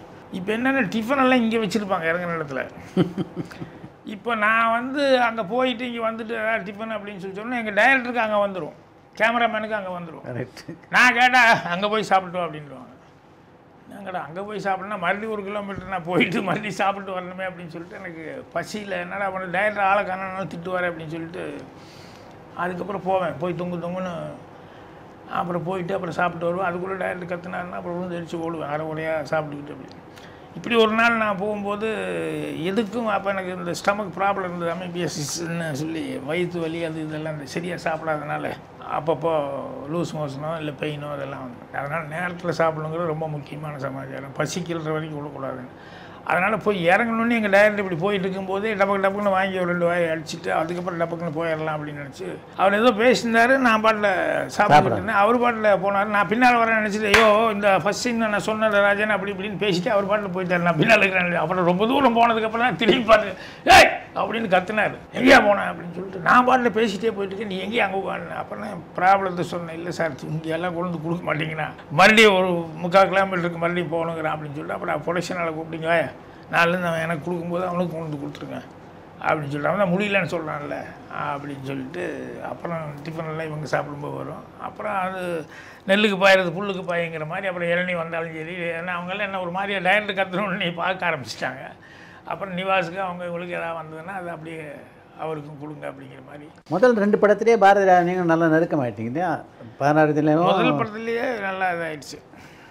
முதல் படத்தில் கவுண்டமணி நடித்தது வந்து பாரதி ராஜாவை போட்டதா இல்லை? ஏன்னா கிடைக்க போகிறதில்ல நீங்கள் 2 பேரும் வற்புறுத்தி தான் கவுண்டமணி போட சொன்னீங்கன்னு பத்திரிகை பேட்டியில் பார்த்தேன் நான். இல்லை முதல் படத்தில் வந்து பாலகுரனை வந்து நாடக நடிகர்கள் யாராவது வேணும்னா அவர் தான் பெரும்பாலும் சஜஸ்ட் பண்ணிட்டு இருந்தார். அப்போ அவர் சொன்னதில் தான் வந்து கவுண்டமணி நடிச்சிருந்தார். எனக்கு இங்கே 92 சீல நான் அங்கே இருந்ததுனால இப்போ கவுண்டமணிலாம் அங்கே எனக்கு தெரியும். அப்புறம் அங்கேயும் 16 வயதில் வந்தப்போ நல்லா பழக்கமாயிடுச்சு. ரயில் அப்போ வந்து அவர் என்ன நினச்சாருன்னா காந்திமதி அம்மா கூட வேறு யாராவது இருந்தாங்க. நாங்கள் கவுண்டமணின்னு சொல்லும்போது அவர் அந்த ஆளுக்கு முடியும் இல்லை ஒன்றும் இல்லை அந்த ஆளை போட்டு பாஞ்சாலி மேலே ஆசைப்படுறாங்கிறதுக்கு அந்த உருவ அமைப்பு வில்லேஜுக்காரனுக்கு என்ன சார் பெரிய முடி அப்படி இப்படின்னு நாங்கள் காமெடி கேரக்டர் நல்லா ஒர்க் அவுட்டாக தான் பார்ப்போம் அப்படின்னா அவர் முடியவே முடியாதுன்றார். அவர் மைண்டில் வந்து நம்ம டெல்லி கணேஷ் அவர் தான் மைண்டில் இருந்தார். எனக்கு அப்போல்லாம் அவங்கெல்லாம் பழக்கம் இல்லை, பழக்கமான ஆளை தான் நம்ம ரெக்கமெண்ட் பண்ணுவோம். அதனால் டெல்லி கணேஷெல்லாம் நாடகத்தில் அவங்க என்ன சார் இவன் மட்டும் நாடகம் நடிக்க இல்லையா அது இல்லை சார் இவர் கிராமத்துலேருந்தெல்லாம் வந்தவரை ஒரு லுக்கு அது மாதிரி இருக்குமே அவங்கெல்லாம் கொஞ்சம் சிட்டி லுக்காக இருக்குமே அப்படி இப்படின்னு சொல்லி அப்புறம் டெய்லி வந்து அந்த காந்திமதி கேரக்டருக்கு ஒவ்வொருத்தருக்கும் டைலாக் சொல்லி கொடுத்து அவங்கள டெஸ்ட் பண்ணிட்டு அப்போ நான் கூட நடிச்சிட்டு இருந்தேன். அப்புறம் கடைசியில் என்ன பண்ணிட்டாங்க காந்திமதி கேரக்டர் வேண்டாம் காந்திமதியை போட்டுக்கலாம் அதுதான் நல்லாயிருக்கும் வில்லேஜ் இதெல்லாம் பேச சரியாக வராது அப்படின்ட்டு. அப்புறம் என்ன பார்த்துட்டு சொன்னாரியோ நீ அந்த மற்றவங்களுக்கெல்லாம் சொல்லிக் கொடுக்கும்போது கூட டெஸ்ட் எடுக்கும்போது பார்த்தேன் நீ நல்லா நடிக்கிறியா நீ அந்த காந்திமதியோடு நீ பண்ணியிருந்தேன் சார் காந்திமதி அவங்க வயசுக்கு என்ன போய் நடிங்கன்னு சொன்னேன் எப்படி சார் சரியாக வரும் அப்படின்னு. அதனால் என்னையா அதெல்லாம் கிழவனா பண்ணலையா நீ வைத்தியர் ஒரு சீனுக்கு வந்துட்டு போகிற சார் இல்லை க்ளோஸும் இல்லை ஒன்றும் இல்லை அதனால ஒன்றும் தெரியாது. கவுண்டமணி ரோலுக்கு முதல்ல அவங்கள என்ன வந்து நடிகங்க நான் சொன்னேன் சுத்தமாக சரியாக வராது சார் அவங்க ஏஜுக்கும் என் ஏஜுக்கும். அப்புறம் அது ஏதோ ஒரு சீனுக்கு வந்து வைத்தியருங்கும் போது லாங் ஷாட்டில் சரியாக போயிடும். இதில் எல்லாம் க்ளோஸ் ஆகுது இதெல்லாம் வரும்போது ஈஸியாக தெரியும் சார் அது ஒரு மாதிரி ஆர்டிஃபிஷியலாக இருக்கும் அப்படின்னு சொல்லி அப்புறம் வேறு ஆளுங்களுக்கு புதுசு என்ன போடலான்ட்டு ஒவ்வொருத்தருக்காக டெஸ்ட் எடுக்கும்போது ஒரு நாள் கவுண்டமணியும் கூப்பிட்டு போய் அவருக்கு விக்குக்கெல்லாம் வச்சு அவருக்கு டெஸ்ட் எடுத்தோம் நானும் பல. அப்புறம் ராஜ்கிரனுக்கு அதில் உடன்பாடு கவனம் பண்ணி நல்லா தான் இருக்கும் அப்படின்னு சொல்லிட்டு அப்புறம் எல்லாம் வந்து ட்ரெஸ் ரெடி பண்ணி ட்ரெஸ் எடுத்துகிட்டு வந்தோடனே எல்லாம் போட்டு பார்க்கும்போது நாங்கள்லாம் ஹான்னு பெருசாக சிரிச்சு நீங்கள் டயர் நீங்களெல்லாம் பார்த்துக்கிட்டு சதி பண்ணியே நீங்கள்லாம் பிளான் பண்ணியே அந்த நாள் தான் வேணும்னு முடிவு பண்ணி செட்டப் பண்ணி செய்கிறீங்க அப்படின்னு செட்டப்பாக பண்ணுறீங்களா என்ன அப்போது இல்லை பாரதி அப்படின்ட்டு எங்கள் ப்ரொடியூசர் வந்து சொன்னார் அவங்க நினைக்கிறது கரெக்டு தான் நல்லா தான் இருக்குது கமெண்ட் பண்ணி விட யாரோ ஒருத்தர் புதுசாக போடுறத விட இருந்தாலும் கொஞ்சம் எல்லாத்துக்கும் ரீச் ஆகிற அளவுக்கு தான் இருக்கும் அப்படின்னு சொல்லிட்டு போடுங்க சரி போட்டு தொலைங்க அப்படின்னாரு அப்போ தான் ராத்திரி 2 கமெண்ட் பண்ணி டெய்லி எங்கிட்ட வந்து 92 சிக்கு போகும்போது நைட்டு 11 மணி 10 மணி டிஸ்கஷன் முடியும் போதெல்லாம் 92 சிலேயே உட்காந்துருப்பார் அவர் வீடு தனியாக இருந்தது பேக் சைடில் எல்டாம்ஸ் பக்கத்தில் இருந்தாலும் இங்கே உட்காந்துருப்பார் அங்கே அந்த 92 சீட் டீமு கூட நாடக நடிகெல்லாம் இருக்கும் என்னாச்சு ராஜன் அப்படின்னு கேட்பார் இல்லைங்க இன்னைக்கு சொல்லிக்கிறேன் நேற்று சொல்லிக்கிறேன் அப்புறம் அன்னைக்கு ரொம்ப லேட் ட்ரெஸ் எல்லாம் பார்த்துட்டு போனால் கவுண்ட் பண்ணிக்கான என்னடா காணும் அப்படின்னு சொல்லிட்டு போனேன் என்னைக்கு இந்த நல்ல செய்தி சொல்லலாம் வரும்போது காணும் இல்லை இவ்வளோ நேரம் உட்காந்துறது எதுக்கு நான் எல்டாம்ஸ் வாசலில் போய் கொஞ்ச நேரம் உட்காந்துருக்கிறேன் அங்கே யாருக்கிட்ட எல்லாம் இங்கே தூங்க ஆரம்பிச்சுட்டா நான் அங்கே போய் பேசிட்டு இருக்கேன்னு ராஜன் வந்தால் சொல்லுங்கள் நான் அங்கே தான் இருப்பேன் அப்படின்னு சொல்லுங்கள் அப்புறம் நேரம் எல்டாம்ஸுக்கு போனேன் முடிச்சுட்டு உட்காந்துருந்தேன் வாசலில் தான் உட்காந்துருக்காங்க எல்டாம்ஸ் ஹோட்டலெல்லாம் பூட்டியாச்சு வாசலில் உட்காந்து யாரோ ஒரு நேரம் பேசுகிறேன் அப்புறம் வாங்க அப்படின்னு என்னாச்சுண்ணா வாங்க அப்படின்னு சொல்லிட்டு நேராக ஆலயம் கோயிலுக்கு கொண்டு வந்தேன் நானே கப்பூரம் வாங்கிட்டு வந்திருந்தேன் அதை கொடுத்து கோயில் இந்நேரத்துக்கு சாத்திருப்பான் இல்லை பரவாயில்ல வாங்கன்னு சொல்லி வாசப்படியில் கப்பூரத்தை கொடுத்துங்க அப்படின்னு சொல்லி ஓகே ஆயிடுச்சு கொடுத்துங்க அப்படின்னு சொல்லி அப்புறம் உடனே கொடுத்துங்க நீ கும்பிடுங்க நல்லா நல்லபடியாக நல்லா வரணும் எனக்கு இவ்வளோ நல்ல ரோல் கிடச்சிருக்கு நல்லா வரணும்னு சொல்லி உடனே அழுது அப்படியே ஃபீலிங்காகி அப்படியே கும்பிட்டு இதனால் ஸோ அதில் ரயில் தான் அவருடைய டர்னிங் பாயிண்ட். நிஜம். உங்களை டைரக்ட் பண்ண உங்கள் அப்பா பாரதி ராஜாவை நீங்கள் டைரக்ட் பண்ண அனுபவம் எப்படி இருந்தது? என்னென்னா அந்த ஷார்ட்டெல்லாம் முடிச்சுட்டு சரி டைம் ஆகிடுச்சு. ஏன்னா இவருக்கே அது அன்றைக்கி வந்து ஒரு 1.5 மணி நேரம் போயிடுச்சு. சரி டயர்ட் ஆகிடுவார், ஈவினிங் வர சொல்லுவோம் அப்படின்னு சொல்லிட்டு டேடி நீங்கள் போயிட்டு ஈவினிங் வாங்க, ஒரு 4 மணிக்கு வந்துடுங்க, நான் 5 மணிக்கெலாம் உங்களை விட்டுறேன், இன்னும் 2 க்ளோஸ் மட்டும் இருக்குன்னு அனுப்பிச்சிட்டேன். நாங்கள் வழக்கம் போல் ஒர்க்கெல்லாம் ஆரம்பித்து போய்கிட்டுருக்கோம். வந்தார், வந்துட்டு போய் ரிசீவ் பண்ணுற வண்டியிலேருந்து அழுதுகிட்டே வர்றார். என்ன டேடி என்ன உடம்பு எதாவது முடியலையா, இல்லை இப்போ இது நீங்கள் வேணான்னா நீங்கள் கிளம்புங்க, நாளைக்கு கூட பார்த்துக்கலாம். இல்லைடா அப்படின்ட்டு கையை பிடிச்சிக்கிட்டாரு. அப்படியே இறங்கி நடந்து வந்து, நான் உன்னை என்னமோன்னு நினச்சேன்டா, நான் தாண்டா தப்பு பண்ணிட்டேன், உன்னை நான் தாண்டா கொண்டு வந்திருக்கணும், சுசி கொண்டு வந்துட்டாப்புல, உனக்குள்ளே இவ்வளோ இருக்குன்னு நான் பார்க்கவே இல்லைடா, ஐ எம் சாரி அப்படின்னாரா. நான் கண்ணு கலங்கிட்டேன். அது அந்த அந்த அதாவது என்னென்னா சார், ஒரு பையன் எந்த பையனாக கூட எடுத்துங்களேன், தகப்பன்கிட்ட ஏதாவது ஒரு இதை பண்ணி சாதிச்சு முன்னாடி நிற்கணும் அப்படிங்கிற ஒரு இது இருக்குது இல்லையா. உண்மை, நான் ஒரு இதை பண்ணிகிட்ருக்கேன், நான் ஒரு ஒர்க் பண்ணிகிட்ருக்கேன்னு சொல்கிறதுக்கு நாளே அதை நான் பண்ணிட்டேன். அது நாளே அவர் ரிஃப்ளெக்ட் பண்ணிட்டார். அங்கேயே நான் எனக்கு வந்து அதுக்கு ஒரு பெரிய, நீங்கள் என்னை புரிஞ்சுக்கிட்டீங்களா, அது போதும் அப்படிங்கிற அந்த ஒரு பெரிய மன திருப்தி. இவ்வளோ நாள் வந்து அவருக்கு என்னென்னா, இவனை ஒரு நடிகனாக கொண்டு வந்துட்டோம், பெருசாக அவன் ஷைன் ஆகலை, இயக்குனரை நம்ம கொண்டு வந்துட்டு அதுலேயும் சோட போயிட்டான்னா அது என்னால் தாங்க முடியாது அப்படின்னு அவருடைய ஃபீலிங். இதுதான் உண்மை. அந்த பிம்பத்தை உடைச்சிட்டோம். அதுக்கு நான் சுசி சாருக்கு தான் பெரிய நன்றி சொல்லணும். உங்கள் அப்பா டைரக்ட் பண்ண படத்தில் உங்களுக்கு ரொம்ப பிடித்த படம்னா எதை சொல்லலாம்? டிக் டிக் டிக், சிகப்பு ரோஜாக்கள், இப்போ ஆஃப் லேட்டானா பொம்மலாட்டம். அதோடைய ஸ்க்ரீன் பிளேயே வேற லெவல். ஐயோ, நீங்களும் இருந்தீங்கல்ல அந்த படத்தில். எனக்கு முதல்ல அந்த கதையை வந்து எங்கே சொல்கிறாருன்னா, இந்த கண்ணதாசன் மெஸ் இருக்கு இல்லைங்களா நம்ம டீனரில், அங்கே வந்து ரெகுலராக பிரேக்ஃபாஸ்ட் எப்போயாவது நான் வண்டியிலே உட்காந்து சாப்பிடுவார். அப்போ என்னை கூப்பிட்டு இந்த மொத்த கதையும் சொல்கிறார். எல்லாமே நல்லா இருக்குது டேடி, இந்த கிளைமேக்ஸ் ஒத்துக்குவாங்களான்னு. பாரதி ராஜாடா ஒத்துக்குவாங்க அப்படின்னாரு. அந்த கான்ஃபிடென்ஸ் லெவலில் அதை நான் ஸ்க்ரீனில் பார்த்தேன். நானும் அந்த ஷூட்டில் இருந்தேன்ல, கொஞ்ச நாள் வந்து இருந்து தானே போனேன். ஆனால் அந்த கிளைமேக்ஸை நான் பார்த்துட்டு மிரண்டுட்டேன். எல்லாருக்குமே ஒரு ஆச்சரியம். அவர் நரேட் பண்ண விதம் வேறு, அவர் விஷுவலாக கொடுத்த விதம் வேறு. ஸோ தட் இஸ் எனக்கு தெரிஞ்சு இந்த ஆஃப் லேட்டானா that is one of the best ஃபிலிம்ஸ்னு சொல்லுவேன். அது போக முதல் மரியாதை பிடிக்கும், கடலோர கவிதைகள் ரொம்ப பிடிக்கும், வேதம் புதிது ஆல் டைம் ஃபேவரெட்டுன்னா வேதம் புதிது சொல்லலாம். என்னென்னா ஒரு ஒரு டேரிங்கான ஒரு விஷயத்தை கேஷுவலாக சொல்லியிருப்பார். ரொம்ப யதார்த்தமாக ஒரு எமோஷனோட சொல்லியிருப்பார். அந்த ஒரு தைரியம் வேணும். கிழக்கு சீமையில ரொம்ப பிடிக்கும். அது ஒரு டிஃப்ரெண்ட்டான ஒரு ட்ராவல் அது. அவ்வளோதான். இதுதான் என்னுடைய லிஸ்ட். பாரதி ராஜா ஒரு நடிகராக திருச்சிற்றம்பலம், பாண்டிய நாடு,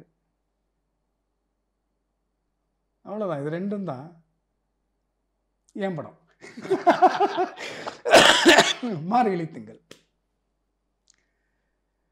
மணி சார் படம் கூட எனக்கு ஓகே தான். பட் என்னென்னா இன்னும் அவரை இன்னும் நல்லா வாங்கியிருக்கலாம் அந்த பீரியடில்.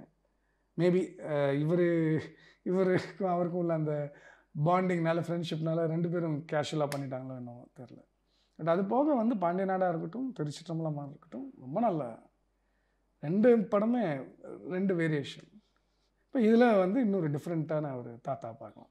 பாரதிராஜா சார் என்ன சொன்னாரோ அந்த இன்ஸ்ட்ரக்ஷன்ஸை நான் ஃபாலோ பண்ணேன். சில நேரங்களில் நான் பண்ண எக்ஸ்ப்ரெஷன்ஸ் அவருக்கு வந்து சரியில்லைன்னா அவர் நடிச்சு காமிப்பார். ஸோ அது ஃபுல்லாக அப்படி உத்து பார்த்துட்டு நான் அப்படியே செய்வேன். ஐ திங்க் அது ஒரு காட்ஸ் பிளெஸ்ஸிங்காக இருந்தது. அவர் சொன்னதை என்னால் செய்ய முடிஞ்ச ஒரு விஷயம் மட்டும்தான் இருந்ததே ஒழிய நானாக எதுவும் செய்யலை. ஆனால் அந்த படம் போக போக நான் உங்களுக்கே ஞாபகம் இருக்கும், நான் கண்ணன் சார் கூட அவரோட இந்த கேமரா நான் ஏன் இங்கே பார்க்குறேன், நான் ஏன் அங்கே பார்க்குறேன்னு அந்த 180 டிகிரிஸ் அந்த டெக்னிக்காலிட்டிஸ் நான் அந்த மண் வாசனை டைம்லேயே நான் புரிஞ்சுக்கிட்டேன். டேரக்டருக்கு அப்போ இல்லை இன்குவிசிட்டிவ்னஸ். ஸோ தென் அந்த இன்குவிசிட்டிவ்னஸ் அண்ட் கண்ணன் அங்கிள் வந்து is a very good teacher. So அழகாக சொல்லிக் கொடுப்பாரு அண்ட் ரொம்ப பேஷண்ட்டாக சொல்லிக் கொடுப்பாரு. And so the thing is அதான் எந்த பிளான் கிடையாது. ஸோ டைரக்டர் சார் சொன்ன மாதிரி நான் கொடுப்பேன். இன்னும் ஜாஸ்தி வேணும்னா கொஞ்சம் ஜாஸ்தி, இன்னும் ஜாஸ்தி வேணும்னா இன்னும் ஜாஸ்தி, இல்லை கம்மி பண்ணுன்னா கம்மி, அவ்வளோதான். It was just that. And ஒரு பிஹேவ் பண்ணது, அவ்வளோதான். பாரதி ராஜாவுடைய அறிமுகத்தில் அவர்கிட்ட அடி வாங்காமல் நடித்து முடித்த நடிகளே கிடையாது. நீங்கள் எந்த கட்டத்தில் அப்படி ஒரு அடி வாங்கினீங்க? ஐ திங்க் ஒரே ஒரு அடி அந்த கிளைமேக்ஸ் டைமில் கத்தி பேசுறதுன்னு நினைக்கிறேன். அதெல்லாம் வாழ்க்கையில் அந்த ஒரு 16 வயசில் நான் எங்கே பண்ணியிருக்க முடியும். ஸோ அவர் வந்து ஃபட்டாக்னு ஒன்று கத்து அப்படின்னு சொன்னார், கத்திட்டேன். ஆனால் எனக்கு வந்து அந்த அறை கூட எனக்கு தோணலை. It was not like an அறை. நான் தப்பு பண்ணிட்டு என்னை அரைஞ்சதில்லை. It was like to push me into that level. That's it. சிகப்பு ராஜாக்கள் தான் நீங்கள் வசனம் எழுதின முதல் படம் இல்லை? இதெல்லாம் வந்து கூட ஒர்க் பண்ணீங்க. பட் அஃபிஷியலாக டைட்டிலில் வந்து ஒரு வசனகர்த்தான் பேர் வந்து முதல் படம் வசனகர்த்தான் டைட்டில் வரல. அது ஒரு விஷயம். அந்த ஆனால் நான் தான் அப்படின்னு சொல்லி கமிட் ஆகி எனக்கு அதுதான் முதல் வாய்ப்பு கிடைச்சது. சிவப்பு ராஜாக்கள் தான். அந்த டைட்டிலில் உங்கள் பேர் இடம்பெறாதில் ஒரு சின்ன கருத்து வேறுபாடு உங்களுக்கும் பாரதி ராஜாவுக்கு இருந்தது இல்லை? அப்போ அந்த காலகட்டத்தில் இருந்தது. அந்த காலகட்டத்தில் இருந்தது. அவருக்கு அதான் சொன்னேன், புருஷன் பொண்டாட்டிக்குள்ளே எப்படி ஒரு பொசிட்டிவ் அப்படிங்கிறது இருக்கும் இல்லையா, அந்த மாதிரி எல்லாத்துக்கும் அப்படி இருக்குமா என்னென்னு தெரியல. பட் எங்கள் டைரக்டருக்கு அவ்வளோ பொசிட்டிவாக இருந்தது. ராஜன் எந்நேரம் என்னை கூப்பிட்டு இருந்துட்டு, நான் ஒரு தடவை வந்து என் பேர் சொல்கிறதுக்கு பதிலாக நான் இங்கே ஊருக்கு போயிட்டு வந்தேன் சிவப்பு ராஜாக்கள் டைம். அப்போது எப்போ வரலாம், என்ன சார் நடுவில் லீவ் இருக்குல்ல, ரயில் முடிஞ்சதில்லை அப்படின்னு சொல்லி சொன்னேன். கொஞ்சம் டைம் ஆகுயா, அப்படி ஒரு 20 நாள் ஆகும், அதுக்கப்புறம் தான் டிஸ்கஷனை ஸ்டார்ட் பண்ண போகிறோம் அப்படி இப்படின்னு சொல்லி சொன்னார். அப்போ டிஸ்கஷன்லாம் முடிஞ்சு நடுவில் கேப் இருந்தது. கமல் கால் சீட்டு, ஸ்ரீதேவி கால் சீட்டு. அப்புறம் ஒரு வாரம் வேணால் கேப்புக்கு போயிட்டு வரலாமா 10 நாளைக்கு அப்படிங்கிற மாதிரி சொல்லி கேட்டோன்னே சரி போயிட்டு வாயா அப்படின்னு. அப்புறம் இவர் அதுக்குள்ளே கமல் கூப்பிட்டு ஏதோ கால் சீட்டு இருக்குது, அட்ஜஸ்ட் பண்ணி ஏதோ பண்ணுறோம் ஸ்ரீதேவி அப்படின்னு சொல்லி. அப்போ கொஞ்சம் எர்லியராக வந்து இவங்க ஷூட்டிங் ஸ்டார்ட் பண்ணுறதுக்கு ரெடி ஆகிட்டாங்க.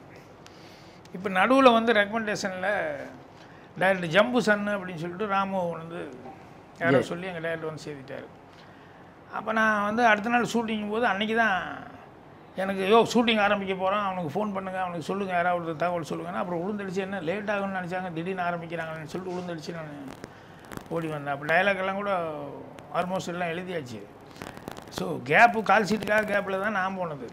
அப்புறம் முதல்ல டைலாக்லாம் எழுதி கொடுத்துட்டு எழுதிட்டோம். இங்கே அட்லாண்டிக்கில் போட்டு தான் டைலாக்லாம் எழுதியாச்சு. ஸோ ஷூட்டிங் டேட்டுக்காக வெயிட்டிங்கில் இருந்தோம். அப்புறம் வந்தோடனே ஃபஸ்ட் டே வந்தோடனே நான் சாரை விஷ் பண்ணோடனே சரி வாங்க அப்படின்னு சொல்லிட்டு இந்த பாம்புக்குறவுக்கு ஏற்றாப்புல ஒரு வீடு, ஆமாம், அந்த வீட்டுக்குள்ளே தான் ஷூட்டிங்கு. அந்த கமல் வீடுங்கிறத தான் ஃபிக்ஸ் பண்ணியிருந்தாங்க. அப்புறம் போனார், உள்ளே போய் அப்படியே பார்த்துக்கிட்டு இந்த பிளாக் எப்படி இருக்கும் என்னன்னு சொல்லி பேசி கொடுக்கும்போது அப்புறம் நானும் பின்னாலேயே வந்துக்கிட்டு இருந்தேன். அந்த பையனை யாரும் புதுசாக வர்றானேன்னு நான் நினச்சிக்கிட்டேன். அப்புறம் வந்துக்கிட்டே இருந்தோடனே அந்த ஓப்பனிங் ராமு அப்படின்னாரு. ராமுவா, ராஜன்னு தானே கூப்பிடுவார், ராமுன்னு கூப்பிட்றாருன்ட்டு நான் முழிக்கிறேன். சார் அப்படின்ட்டு இவன் முன்னால் போனேன். ராமு இது எப்படி இருக்கும் அப்படின்னாரு. அப்புறம் நான் அப்படியே பின்னாலேயே நின்றுருந்தேன். அப்புறம் இன்னொரு பிளாக் இப்படி வந்தார், ராமு அப்படின்னு கூப்பிட்டாரு. ரெண்டாவது தடவை ராமுன்னு சொல்லி கூப்பிட்டோன்னு எனக்கு கண்ணெல்லாம் கலங்கிடுச்சு. என்னாச்சு, நம்ம கூட இவ்வளோ 2 படம் வேலை பார்த்துன்னு தெரியுமாண்ணா, திடீர்னு ராமுன்னு புதுசாக எவனோ ஒருத்தனை கூப்பிட்டு நான் பின்னால் இருக்கும்போது ராமுன்னு கூப்பிட்றாங்களேன்ட்டு உடனே ஒரே அப்செட் ஆகிட்டேன். அதுக்கப்புறம் நேராக வந்தேன். பேடு கீடு எல்லாம் எடுத்து வச்சு டைலாக் பேப்பரு அது எல்லாமே ஆன்லைன் ஆர்டர் எல்லாம் எடுத்து வச்சு மேலே ஒரு லெட்டர் எழுதி ராஜன்னு கூப்பிட்டு இருந்த வாயில் ராமுன்னு சொல்லி கூப்பிட்டு நான் பின்னால் இருந்து என்னால் வேலை பார்க்க முடியல, சாரி, இத்தனை நாளாக இருந்தது ரொம்ப சந்தோஷம், ஆனால் எனக்கு தாங்கிக்க முடியல, கஷ்டமாக இருக்குது அப்படின்னு சொல்லி அந்த பேடு எல்லாம் எடுத்து வச்சு மேலே இதை எடுத்து வச்சு போட்டு நேராக அங்கேருந்து நடந்தது.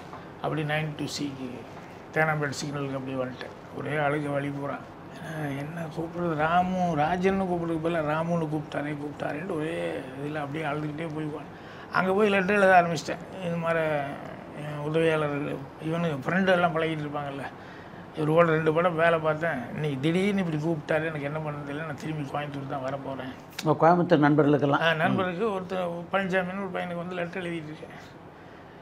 அப்புறம் இவர் வந்து பார்த்துருக்காரு. வந்ததுக்கப்புறம் என்ன தேடி இருக்காரு, டைலாக்ஸ் ஏதோ பேசும்போது எங்கே ராஜனிங்கன்னா தேடி பார்த்துருக்கேன், காணோம். அப்போ பார்த்தா சார் பேடெல்லாம் இங்கே வச்சுருக்கேன்னு, என்னென்ன சார் ஏதோ லெட்டர் எழுதி மேலே ஏதோ வச்சுருக்கு அப்படின்னா. லெட்டரா, என்ன ஏதோ எடுத்து பார்த்துருக்காரு. நான் போகிறேன் அப்படின்னு சொல்லி எனக்கு 1000 பிரச்சனைக்கு இதில் இவன் வேறு ஒரு மயிர் அப்படி இப்படின்னு கத்த ஆரம்பித்து எங்கேயும் அவனை தேடி பிடிங்கியாருன்னா இப்படி தான் போனார், அப்படி தான் போனார், ஒருத்தர் பாம்பு குரோக்கிட்ட பார்த்தேன், ஒருத்தர் சிக்னல் கிட்ட பார்த்தேன், அப்படி இப்படின்னா எல்லாம் தேடுங்கன்னா கேஆர்ஜி பயங்கர டென்ஷன் ஆகிட்டார். ஏன்னா ஷூட்டிங் அன்றைக்கி தான் ஃபஸ்ட்டு. கேஆர்ஜி ரொம்ப நாளாக படம் எடுக்க முடியாமல் உட்காந்துருந்தார். இவர் இப்போ தான் மார்க்கெட்டில் வந்து அப்புறம் நான் தான் பேசி எல்லாம் கேஆர்ஜி கிட்ட சொல்லி அவர் தான் பால் பவுடர் வாங்கி கொடுத்தாரு கேஆர்ஜி. நான் இப்போ ராஜ்கண்ணுக்கிட்ட கேட்காத நேரத்தில் நானே கண்ணார பார்த்துருக்கேன். இங்கே பஸ்ஸு காசு இங்கே வாங்க மாட்டார், அங்கே போய் பக்கத்து ஆஃபீஸில் போய் அங்கே வாங்கிட்டு கேஆர்ஜி ரொம்ப பெரிய சப்போர்ட்டாக இருந்தார் டேரக்டருக்கு. இல்லை அதான் அங்கே அவர்கிட்ட முதல்ல வேலை பார்த்தனால, ஆஃபீஸில் வேலை பார்த்தனால இவர் போய் ஒரு இந்த டின்னு பால் இது பண்ணிட்டு குழந்தைகளுக்கு எல்லாம் வாங்குறது அது அங்கே தான் போய் காசு வாங்குவார். பஸ்ஸுக்கு முதல் கொண்டியோ ப்ரொடியூசர்கிட்ட கேட்டால் சண்டைக்கு வந்துடுவாங்க சும்மாரியே அப்படி இப்படின்னு சொல்லிட்டு. ஸோ அப்படிப்பட்ட கேஆர்ஜிக்கு வந்து இப்போ இவர் வந்துட்டாருன்னே நம்ம லைஃப்பில் மறுபடியும் நம்ம படம் எடுத்துடலாம், நல்ல ஒரு பொசிஷனில் இருக்கார் அப்படின்னு சொல்லும்போது எங்கிட்ட காசு கேட்க முடியாதுல்ல. அவர்கிட்ட போய் ஆஃபீஸில் வேலை பார்த்து எப்படி போய் காசு கேட்க முடியாது. அதனால் அந்த நேரத்தில் பார்த்தா எம்எல்ஏங்கிற மாதிரி பெரிய கம்பெனியெல்லாம் சூட் கேஸோடு வந்துட்டு இருக்காங்க, எவ்வளோ கேட்டாலும் சரின்ட்டு. அப்போல்லாம் 75,000 1 லட்சம் அப்படிங்கிறது பெரிய சமாச்சாரம் இல்லை.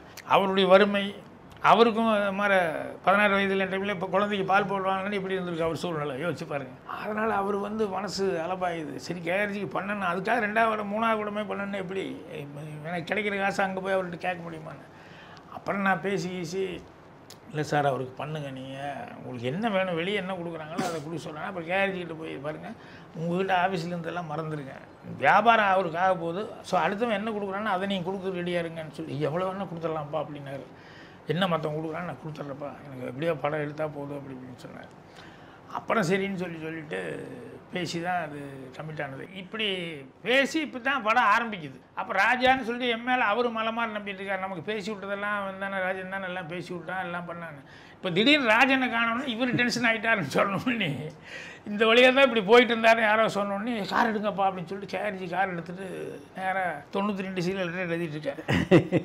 தம்பி ராஜா சட்டம் கேட்ட கேஆர்ஜி, இது உனக்கே நியாயமாக இருக்கு, நீயே என்ன கரையேற்றுறேன்னு சொல்லி நீயே கலத்துக்கி டம்முன்னு போடுறியாப்பா அப்படின்னு. இல்லை ஒன்றும் பேசாத, அவங்க எல்லோரும் சும்மா நின்றுருக்காங்க, நீ வராமல் ஷார்ட் எடுக்க மாட்டான், சூப்பர், அதனால் நீ புறப்படுற எந்திரிக்க. இல்லை அவர் வந்து எதாக இருந்தாலும் அங்கே போய் பேசிக்கலாம், அப்போ நீ இல்லாமல் ஷூட்டிங் நிற்கிதுன்னு சொல்லிட்டுனல்ல, அதனால் உங்கள் டைரக்டர் நீ நினைக்கிற மாதிரி அப்படி இருந்தால் அப்போ வந்து ஷூட்டிங் எடுத்த மாட்டார், போடான்னு சொல்லிட்டு எடுத்துகிட்டு இருந்திருப்பார்ல. அங்கே இருக்குது கமலஹாசன், ஸ்ரீதேவி எல்லோரும் வெயிட்டிங், அதனால் நீ ஒன்றும் பேச வண்டி ஏறி பேசலாம். அப்புறம் வண்டி ஏறி வந்தோடனே இவர் வாசல் நின்றுருந்தார், ரூம் வாசலில் என்ன பார்த்தோன்னே அப்படியே பல்ல கழிச்சிட்டு வாயாஞ்சி அப்படின்னு கையை பிடிச்சி தரன்னு உள்ளே எடுத்துகிட்டு போனேன். என்ன மயிர் என்ன நினச்சிட்டு இருக்க நீ அப்படி இப்படின்னு பயங்கரமாக கருத்தேன். எனக்கு வீட்டில் 1000 மணி, அது எனக்கு எப்படி தெரியும், நான் ஊர்லேருந்து வந்த ராஜன் இன்னொருத்தன் பேர் பதிலாக ராமன் கூப்பிட்டேன், நான் எப்படி நாங்கள் 2 பேரும் கத்துறோம். 2 பேரும் காரசாரமாக அவருக்கு கண்ணில் தண்ணிச்சு எனக்கு கண்ணில் தண்ணிச்சு 2 பேரும் பேச பேச கமல் கதவை திறந்துட்டு வந்துட்டாப்புல. என்ன ஏதோ சண்டை நடக்குது போல இருக்குன்னு அப்படியே வந்தோடனே 2 பேரும் கண்ணில் தண்ணி பார்த்தோன்னே கமல் சாரி நான் ஏதோ சாரி அப்படின்னு சொல்லிட்டு மறுபடியும் கதவை சேர்த்துட்டு போயிட்டாங்க. அப்புறம் நாங்களும் என்ன இத்தனை பேர் கேட்குற அளவுக்கு ஆகிப்போச்சு அப்படின்னு சொல்லிட்டு அப்புறம் சரி என்ன இல்லையா எனக்கு வீட்டு பிரச்சனை, அதனால் அது எதுவும் மறந்து நான் இத்தனை நாள் நீ இல்லை, ஒரு வாரமாக அவன் கூட இருந்தனால நான் ராமனு கூப்பிட்டேன். அதை நீ அவனும் ஒன்றாயிருவீங்களா அப்படின்னு. எனக்கு எப்படி தெரியும் இதெல்லாம் அப்படின்னு சொன்னேன். அப்புறம் தான் சரி விடு அப்படின்னு சொல்லிட்டு இன்றைக்கி தான் அந்த சீன் எடுக்கலான்ற ஐடியா பண்ணேன். நான் சொன்னேன் எனக்கு இந்த வீடு பிடிக்கல அப்படின்னு. போட்ட உடனே குண்டு வீடு பிடிக்கல என்ன சொல்கிறேன், இதில் அவ்வளோ எல்லாம் பிளாக் இருக்கிற மாதிரி தெரியல. நீ கதையில் சொல்லும்போது இப்படி அப்படின்னு நிறையா லொக்கேஷன் அது இதெல்லாம் மைண்டில் எனக்கு வந்தது. இதில் ஒரே ஒரு ஹாலு இப்படி சுற்றி வர இருக்க ஒழிய பிளாக் அதிகமாக இருக்க மாட்டேங்க. பார்த்ததுல இதுதான் இருக்குண்ணா, அதுக்காக இன்றைக்கி கமிட் பண்ணிட்டோம்னா அப்புறம் படம் பூரா இந்த வீட்டில் அதில் தான் நிறையா வருது. அதனால் என்னையா அப்படி சொல்கிறேன்னா, இல்லை சார் இன்றைக்கி எடுக்கிறதுக்காக ப்ரொடியூசர் அப்படி இப்படின்னு சொல்லிட்டு இல்லையா எல்லோரும் வந்துட்டாங்க, அதுக்காக சொல்லிக்கலாம் சார், வேறு ஏதாவது நல்ல வீடு பார்த்து கூட பண்ணலாம் அப்படி இப்படின்னா. அப்புறம் ப்ரொடக்ஷன் மேனேஜர் கூப்பிட்டுனா அவர் ஆறுமுகம்னு கேரிஜியினுடைய ஆமாம் கொஞ்சம் கால் ஊற்றிட்டு வருவாங்க, அவர் கூப்பிட்டு வீடு பிடிக்கலாம் அப்படின்னு சொல்லி வேறு எதுவும் அதாக இருக்கான்னா போச்சுடா இதுக்காக போய் கேரிஜி கூப்பிட்டு வந்தார் அப்படின்ட்டு அவர் எப்படியோ ஒரு அப்படி சொல்லி ஆரம்பிக்கலான்னா விட மாட்டேங்கிறாங்களே அப்படின்னு ஒவ்வொரு ரூபத்தில் நமக்கு வருது அப்படின்னு.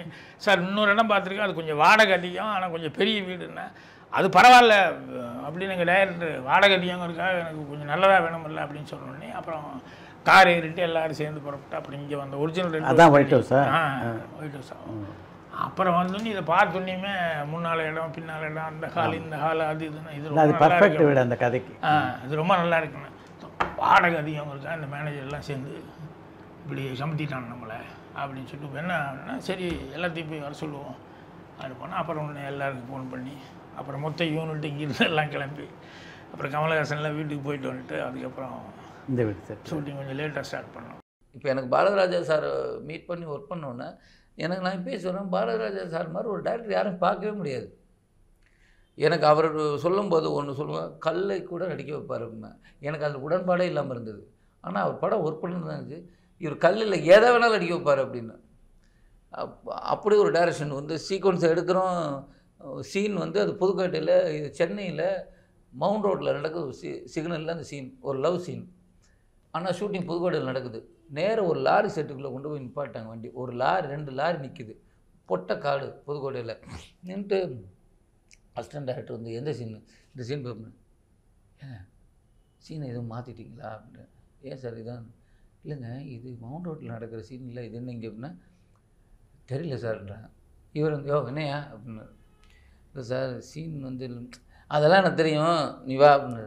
எனக்கு உள்ள எனக்கு என்ன ஒரு பொட்டைக்காடில் இருந்துட்டு இது டிராஃபிக்கில் நிற்குது, இப்போ 2 பேருக்குமான காதல், இது பெரிய சீனு, இது என்ன ஒரு ஒன்றுமே இல்லாத ஒரு இடத்துல வச்சுக்கிட்டு நீங்கள் ரோட்டில் எடுத்திருந்தா கூட ரோட்டை சீட் பண்ணலாம், நீங்கள் ஒரு கிரவுண்டுக்குள்ளே வச்சுட்ருக்கீங்க அப்படின்னு. நீ வாயா அப்படின்னா கேமரா இங்கே வைங்க ரெடி ஓகேயா என்ன ஒரு சின்ன மூவ் பண்ணி அவ்வளோதான் அப்படின்னா ஒரு கார் வந்து அப்படி நிற்குது, டைட் ஃப்ரேமில் ஒரு சீனை முடிச்சிட்டாரு. வா காட்டுறேன் அப்படின்னா நைட்டு கட் பண்ணி பார்க்குறாரு. எனக்கு வந்து இப்போ லாஜிக்காக பேசுறது அது மவுண்ட் ரோடை பற்றி பேசிட்டோம், நீங்கள் அது மவுண்ட் ரோட்டில் எடுத்த மாதிரியே ஃபீல் நமக்கு எடுக்கவே இல்லை, ஆனால் கற்பனைக்குள்ளே வருது. நான் தான் சொன்னேன் நீங்கள் பெரிய சீட்டர் சார் அப்படின்னு. இப்படி ஒரு சீட் பண்ணி ஒரு சீன் எடுக்க முடியுமா அப்படின்னா அது ப்ரில்லியண்ட்டு. அது நீங்கள் ஒருத்தரோட ஒர்க் பண்ணும்போது தான் நமக்கு அது தெரியும். பாரதிராஜா புதிய வார்ப்புள்ள உங்களை கதாநாயகர் ஆக்கலேன்னு வச்சுங்க, நீங்கள் நடிகராக இருப்பீங்களா? அந்த எண்ணம் உங்களுக்கு இருந்ததா? இல்லை, எனக்கு நடிக்கணும்னு இன்டென்ஷன் சென்னைக்கு வந்த புதுசில் இருந்தது. அப்புறம் இங்கே சுதாகரமான தெலுங்கார கன்னடத்துக்காரங்க அவங்க இவங்க நிறைய பசங்கள்லாம் வந்து பிரமாமல் இன்சைடு பண்ணி பிரமாமல் ட்ரெஸ் பண்ணிவிட்டு ஒரு கையில் வந்து ஒரு பெரிய ஆல்பமெல்லாம் வச்சுட்டு சுற்றிட்டு இருப்பாங்க பாண்டி பிச்சார். இதை பார்த்துன்னுமே நான் ஃபங்க் ஆகிட்டேன். இவனுக்கு இவ்வளோ ஸ்டைலாக இருக்கானுங்க, இவனுக்கு வந்து வசதியாக இருக்கானுங்க, இவனுக்கு இப்படியெல்லாம் ஆல்பம் எடுத்து வச்சுருக்காங்க, நம்ம போய் இதில் எங்கே நடிக்க முடியும் அப்படின்னு சொல்லிட்டு வேண்டாம் அப்படின்னு சொல்லிட்டு தான் நான் இந்த மாதிரி டெக்னிக்கில் ஏதாவது போக முடியுமா அப்படின்னு சொல்லி ட்ரை பண்ணுறேன். அப்போ எப்போ அசிஸ்டன்ட் டைரக்டராக சேர்ந்தனோ அப்போவே டைரக்டர் ஆகணுங்கிறது தான் எனக்கு நடிகர் ஆசை முள்ள போயிடுச்சு. அப்போ ஆமாம், அப்போது அது இன்டென்ஷன் இல்லை, ஹீரோ ஆகணும் அப்படிங்கிறதெல்லாம் இன்டென்ஷன் இல்லை.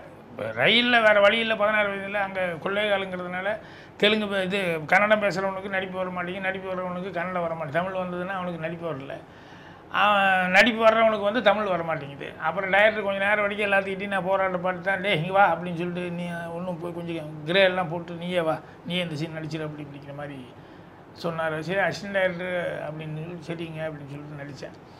அப்புறம் ரயில் எல்லாம் என்ன ப்ராப்ளம்னா, ஒரு லொக்கேஷனுக்கு இங்கேருந்து போகிறோம், பழனிக்கு போகிறோன்னா ஒரு ஜூனியர் ஆர்டிஸ்ட் ஒரு சின்ன கேரக்டர் அங்கங்கே வரும். அந்த மாதிரி வர்றதுக்கு வந்து ஒருத்தனை கூப்பிட்டு வந்து வச்சு அவனுக்கு ஒரு ரூம் போட்டு அவனை 30 நாள் தங்க வைக்கணும்.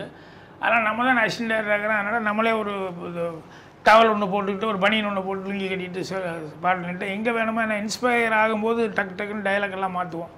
அப்படி ஒன்று சொல்கிறதுக்கு ஒரு ஆள் இருந்தால் நல்லா இருக்குமே அப்படிங்கிறதுனால நான் அந்த ரோலு போட்டுக்கிட்டு அப்பப்போ அங்கங்கே மழை வருது, அது வருது, நிற்கிது, போச்சு அது இதுன்னு சொல்லிட்டு இப்படி அங்கங்கே வச்சுக்கிட்டு பண்ணிட்டு போயிருந்தேன்.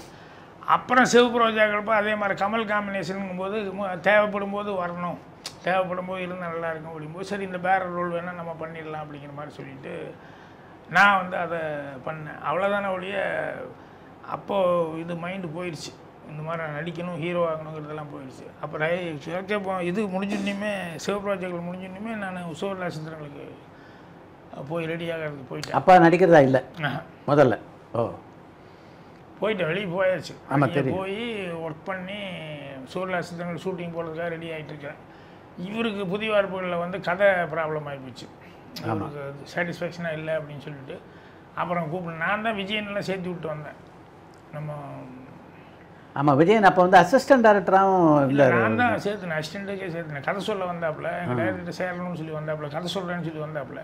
அப்போ நான் சொன்னேன் கதை அவ்வளோ கரெக்டாக இல்லை, நான் அவங்களுக்கு வந்து கதை அந்த ரூட்டெல்லாம் நல்லா தெரியுது, ஓரளவுக்கு படிச்சதுனால இங்கிலீஷ் நாலேஜ் இருக்குது, புக்கு நாலேஜ் இருக்குது சார், அதனால் அசிஸ்டண்ட்டுக்கு உங்களுக்கு யூஸ்ஃபுல்லாக இருக்கும் அப்படின்னு சொல்லிட்டு நம்ம சேர்த்திக்கலான்னு சொல்லிட்டு சேர்த்துனேன். அப்போ தான் இந்த சச்சா அவன்லாம் லெட்டர் எழுதுவான், ரங்கராஜன் இவங்கெல்லாம் லெட்டர் எழுதுவாங்க டைரக்டருக்கு, பாராட்டு கடிதம். இதெல்லாம் படிச்சுட்டு சார் இவர் கொஞ்சம் விவரமாக இருக்கார், இவர் கொஞ்சம் விவரமாக இருக்காருன்னு சொல்லிட்டு இருப்பேன்.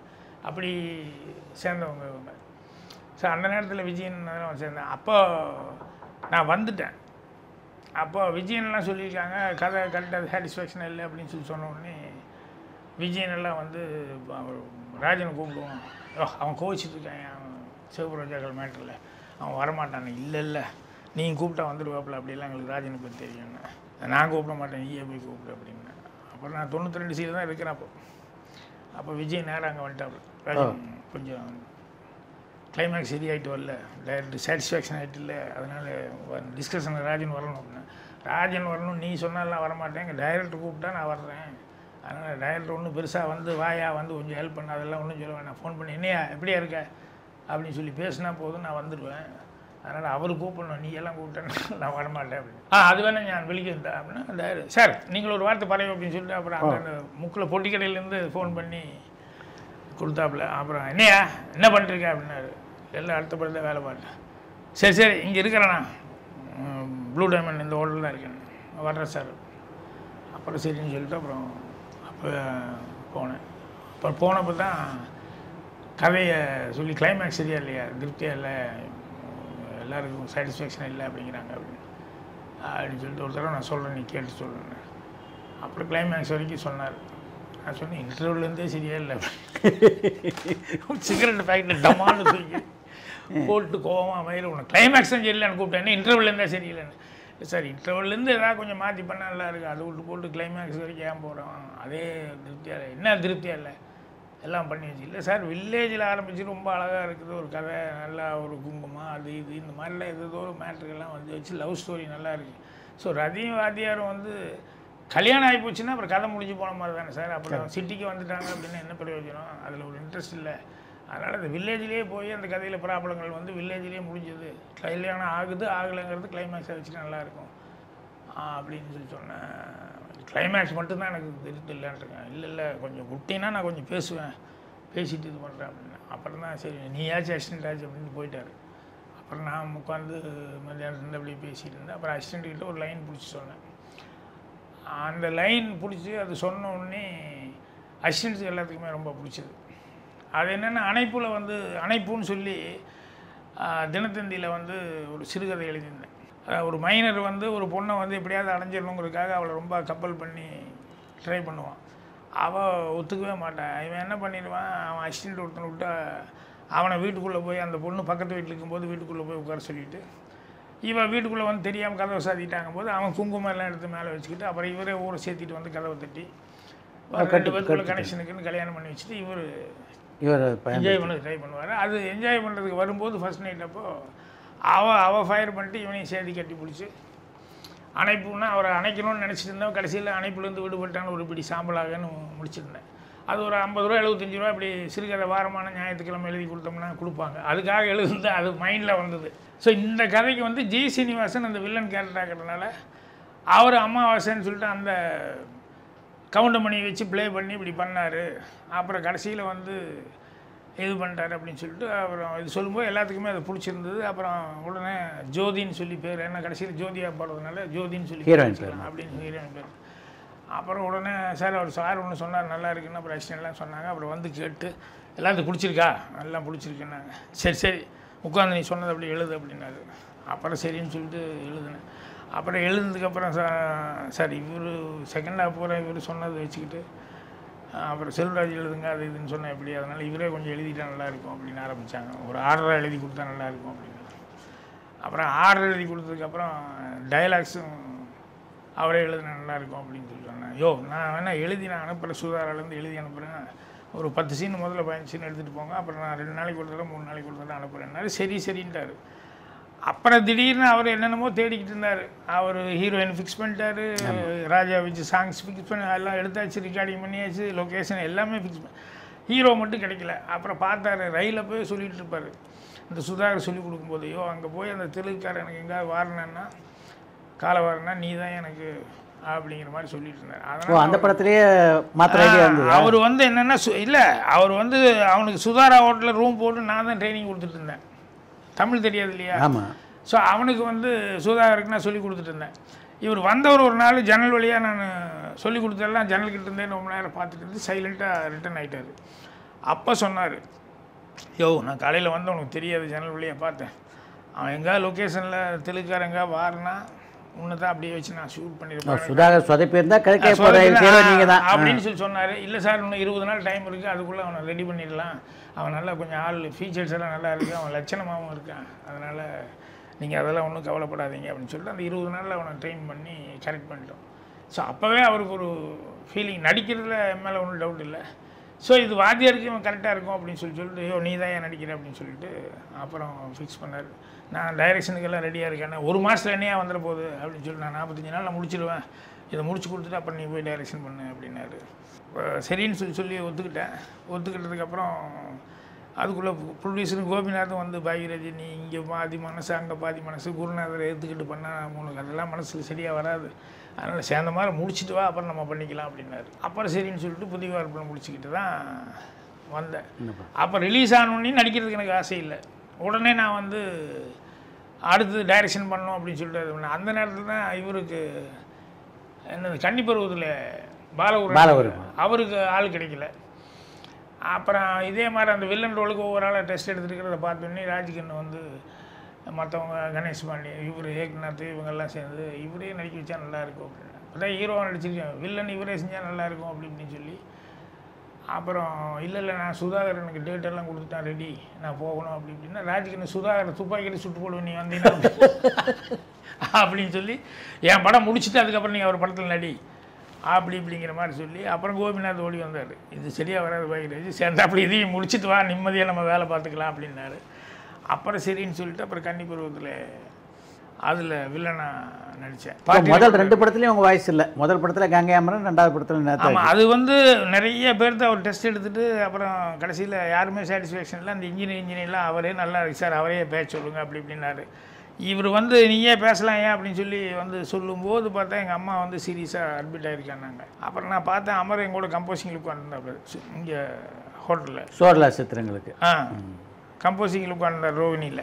அப்புறம் டைரக்டர் இப்படி கூப்பிட்டாரு அப்படின்னு சொன்னோடனே அம்மாவுக்கு சீரியஸாக இருக்குன்னு சொன்னேன். அப்புறம் நான் பார்த்து கங்கை அமருக்கு வாய்ஸ் ஓரளவுக்கு என்ன மாதிரி கொஞ்சம் சாஃப்ட் நேச்சராக சரின்னு சொல்லி அமர் வா அப்படின்னு சொல்லி கூப்பிட்டு போய் லூப் போட சொல்லி அப்புறம் ஒரு 4-5 இடம் டிஃப்ரெண்ட் லூப்பு போட சொல்லி அந்த லூப்பெல்லாம் வந்து அமரை பேச சொல்லி நானே போட்டு எடுத்தேன். அப்புறம் டைரக்டர் வந்து கேட்டார் அவருக்கு இது மாதிரி இருந்தார், அவர் இந்த லூப்பெல்லாம் எடுத்தார் அமர்ந்து பெட்டராக இருக்கும் மாதிரி எடுத்தார் அப்படின்னு. அப்புறம் போட்டு சொல்லிட்டு சரி ஓகே அவனே கண்டினியூ பண்ணுங்க அப்படின்னு சொல்லிட்டு அப்புறம் அமரை வச்சு கண்டினியூ பண்ணேன். சூப்பர். பரபரப்பான சினிமா செய்திகள், நட்சத்திரங்களின் பேட்டிகள், சினிமா வரலாறு ஆகியவற்றை பார்க்கவும் படிக்கவும் உங்களுக்கான இணையதளம் tourantalkies.co.